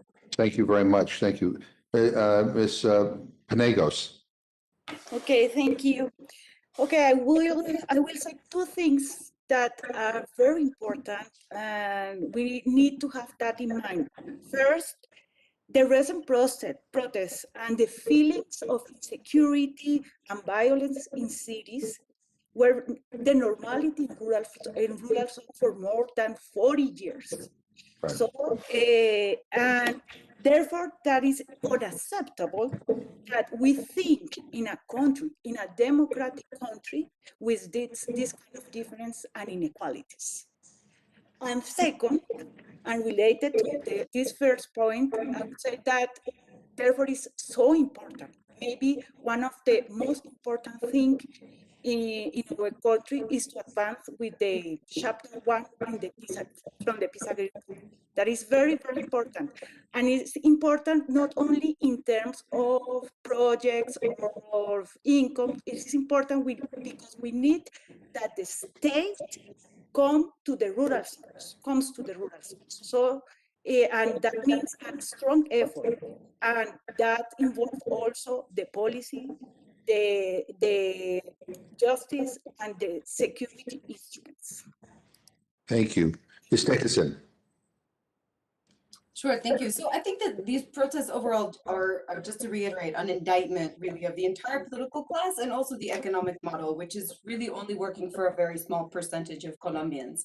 And I think the central lesson of this is that this crisis will be perpetual, continuing to erupt and generating instability as long as those issues are not addressed. Now, the Peace Accord addressed many of those issues for rural areas, and much of its implementation is still pending. So we absolutely need to emphasize that that is a priority. But what has been missing, honestly, is a similar pact for urban areas. Urban Colombia doesn't have a similar roadmap to address these inequalities, and perhaps something that looks into those issues would be a right next step. Thank you. Mrs. Ivanko. Thank you very much, Mr. Chair. A couple of points. The role of the US is essential on the issue of human rights in Colombia. And this Congress should play a role in terms of strengthening the protection for human rights in the context of law enforcement agencies and security forces in Colombia. It would be a mistake for the Biden administration or anyone else to think that they can't be demanding on the Colombian police because of their cooperation on drug trafficking. On the contrary, precisely because the Colombian police is an important partner, the US should be making sure that the Colombian police performs professionally and with full respect for human rights. Thank you, Mr. Chair. Thank you. And Ms. Jackson-Lee, do you have any final words before we close? Mr. Chairman, I certainly do. Thank you so very much. And I will ask apologies ahead of time if asked and answered. But let me pursue my point on Afro-Colombians and have anyone who would choose to answer, I'll call on you, whether it's Steve or others, is the influence of race in some of the human rights abuses and also some of the issues dealing with police and the youthful dissenting population. And as well, I'm interested in the issue of the urban bias in terms of Colombian resources, which would unfortunately cause disruption in our urban areas, which many of our Afro-Colombian communities are. So I'd appreciate the question of race in Colombia. It's always suggested that race is not an issue. I disagree. And I'd like to see how it's playing out in this dissent and conflict that we're having now and how we can be helpful. Thank you. Congresswoman, I'd be very happy to answer that question with regard to Cali, because this has been really the epicenter of the protest. And there, I think it's really important to mention that the stratification, the social stratification and inequality is not only economic, but it is racial and geographic. And there you have an extreme marginalization of the Afro-Colombian population, who have, again, played a very central role in this process. They've also been very much at the center of the dialogue process, I should mention, in finding a way out of this process. I think another sort of seed for opportunity here is that throughout these protests, new leaders have emerged at a community level, and very much this is the case within the Afro-Colombian community in Cali, that you see new figures taking on a position of how can we improve our own neighborhood, how can we, better connect with the institutionality. That's an opportunity now for social organizing and for democratic building that I really hope we can all take advantage of, and the US support for that could be very, very vital. I find that very helpful. I'm glad that they're in the center of it. I also know that this has been ongoing, and I'm glad that you've admitted that race is an element or a major element of it. They are indigenous people of sorts. They were brought here as slaves or brought to Colombia as slaves. And I've always heard Colombian leadership, particularly presidents who've traveled here, race is not an issue. And having traveled there, I know that it is. And now coming out of pandemic, I know that the numbers of the COVID-19 hit that community severely. So I hope that I can lend myself and others who are equally interested in the broader question of human rights and the oppression or suppression of dissent, that we can also have that element and raise up those populations as well. Does anyone want to just quickly comment on the urban bias with resources, which also contributes to the urban slums and dissent? Is that sort of tied together? Yes, I can do that. Okay, one thing is that the responsibility of development in rural zones is focused in the actions regarding agriculture. We need more resources and more capacity and more institutional capacity for services like health, education, and I want to connect that with some relation with the situation of Afro-descendants in my country, because, for example, many of the effort we need to do is to adapt systems and instruments to the cultural situation of the people that are living in rural zones, especially indigenous people and Afro-descendants. And that means a strong effort. We need more money for that, and we need technique, methodologies, and knowledge. Thank you so very much. Good work that I know that needs to be done. And thank you, Mr. Chairman, and to our co-chairperson, Smith, and Ms. McGovern. And I very kindly yield back and wish everybody the best who are here in the United States on this historic weekend. Thank you. Thank you very much. Thank you very much. I just want to make sure, I think Mr. Smith may be still in his markup. But so I'm not, so I'm sure he would want me to pass on his appreciation to everybody here. Mr.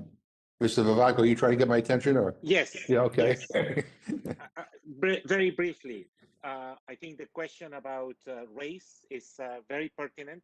I have been in locations in Colombia, like for instance, Buenaventura, which is has been affected by poverty and a huge level of violence.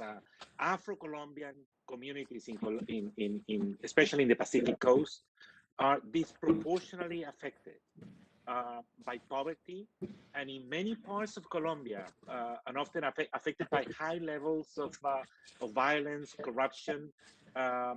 Cities like, for instance, Tumaco, Buenaventura, or areas like Chocó are extremely vulnerable. Many of the communities that have been protesting in Cali are formed by Afro-Colombians who have been displaced from violence in the Colombian Pacific Coast. No? And I can't say exactly how many right now, but certainly a significant number of protesters killed in Colombia were Afro-Colombian. All right. Thank you. Thank you, everybody. Let me just conclude by saying that I think, as has been said by I think everybody on this panel, it's important to recognize the deep and complex problems that exist in Colombia, which to me, again, confirms the need to redouble our efforts to make sure that these peace accords are implemented faithfully and fully. And the issues in the rural areas need to be addressed, and that the issue of human rights needs to be front and center. And again, I am somebody who believes that that we have a special relationship with the Colombian people, and that relationship means that as an ally and as a friend, that we need to be on the side of the people and raise many of the issues that we have raised here today. Again, I'm looking forward to visiting, hopefully in October. And what I want to do is something that I wish every congressional delegation would do when they travel to Colombia or anywhere else, and that is not just meet with the usual suspects, the embassy, the government officials, the leaders of the Chamber of Commerce. They're important to hear from, but it is important to listen to the people. People with lived experiences, people who can tell us their realities. Again, my hope was to go to Cali and do a town hall like I do in my own district and just listen. I think with COVID and the fact that so many people are unvaccinated, it's probably not the best time to do that. I hope in October we can do that. But I think it's important to listen to the people and to make our policy judgments here in the United States Congress based on that. And so to everybody on the call, thank you very much. You can see, for those of you in Bogota, you see like flashes behind me. There's like a lightning storm that just hit Washington. So that's what the the lightning was not for dramatic effect. It's just, that's what's happening right now. But I thank you very much. And this hearing comes to a close. Thank you.